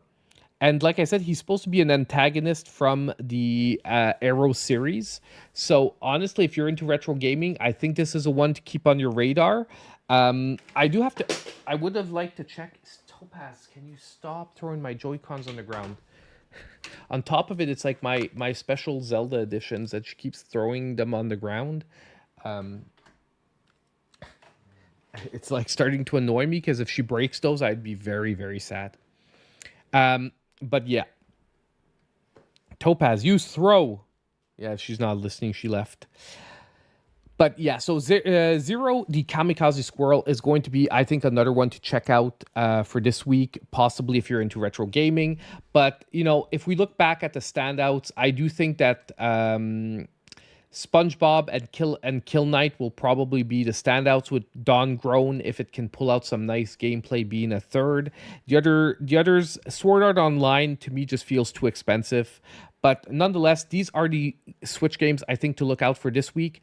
A little bit of a quiet week before we get hit with some massive releases. Some massive releases. So do take maybe this week off. Take a little rest. If not, check out some good eShop deals possibly in the future videos, or the video that just came out yesterday. But it looks like a quieter week for the Switch this week.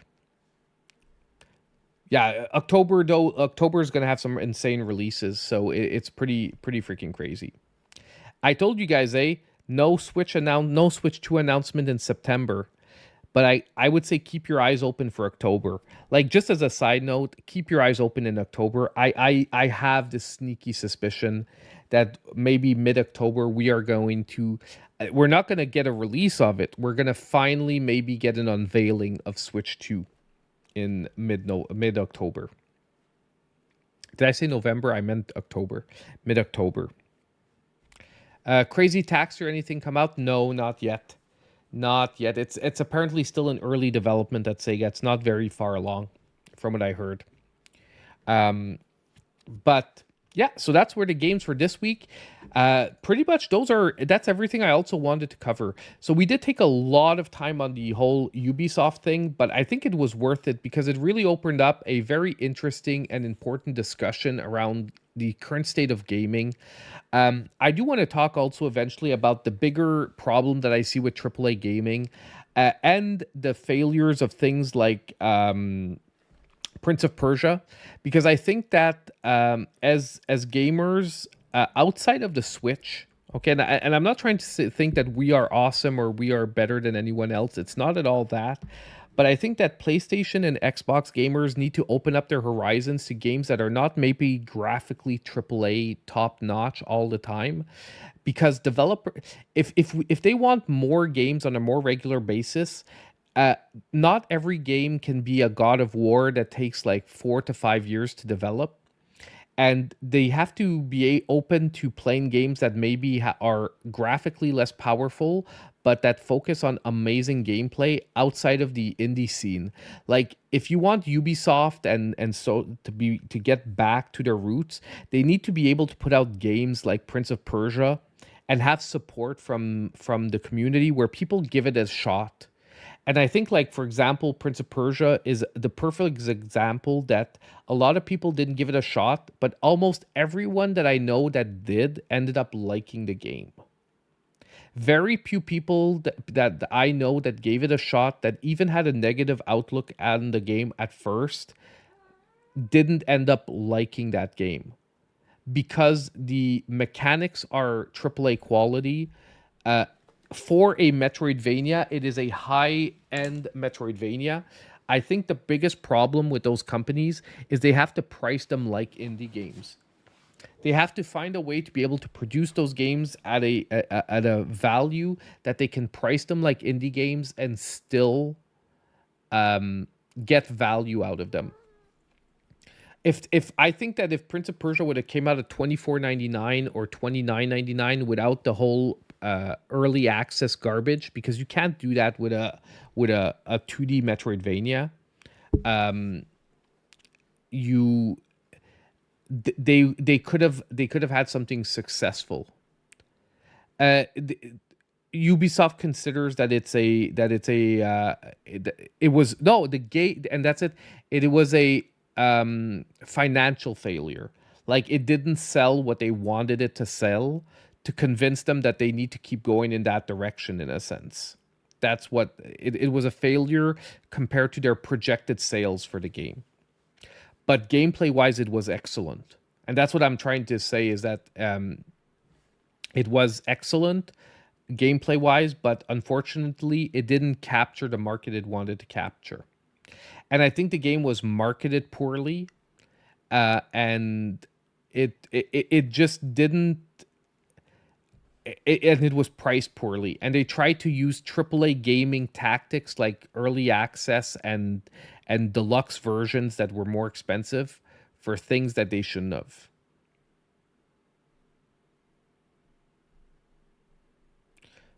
Yeah, well, but it didn't sell. Like, I don't think they published the numbers, but it didn't sell anywhere near what Metroid Dread sold. Like, if they break like 1 or 2 million copies, I think it would be a stretch. Like, the game sold, but it didn't sell what they wanted it to sell.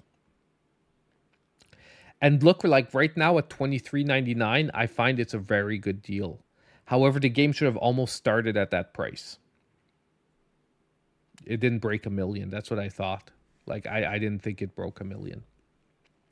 So unfortunately for them, that's like financially very unsuccessful. But you know, that's a separate video, a separate subject I want to talk, because I think for Xbox and PlayStation to survive long term, and I'm not saying they're on the edge of not surviving. It's that they have to do the Nintendo magic, where Nintendo can sell a variety of different gameplay styles with their properties without every game being a graphic marvel based on solid gameplay, and people are open to trying it. Right now, I do find that PlayStation and Xbox audiences are very narrow-minded, where if each game doesn't look graphically amazing compared to the previous one, they don't necessarily open their horizons to the game. Yeah, exactly. And they put their money into flashy IPs rather than gameplay first ideas. But that's it. Okay, guys, I think we're gonna end it here for tonight. I had a super awesome stream. I really enjoyed that tonight. I really do want to do from time to time some more reaction content like that, some really great videos out there. And I hope you guys enjoyed the stream tonight. I know the support was amazing from everyone, so thank you for everyone. Participation in the chat, people that donations, just being here, hitting that like button, making sure the stream gets sent out. Thank you guys for being here each and every week. It is super appreciated. I have a lot of fun. I look forward to my Monday nights like all week. I think like Mondays and Fridays are like my favorite days because you know I get to spend it streaming with you guys. And thank you so much for showing up. Thank you all. I'm going to go to bed now because I'm like dying. When I start jabbering on for the same things over and over, it's because I'm starting to get tired. But have a good night, all. Hope I see you, and you know, hope I see all of you. Oh my God, blah blah blah blah. Hope I see all of you in my next video. We're gonna end it here before I start saying dumb things. Have a great one, guys.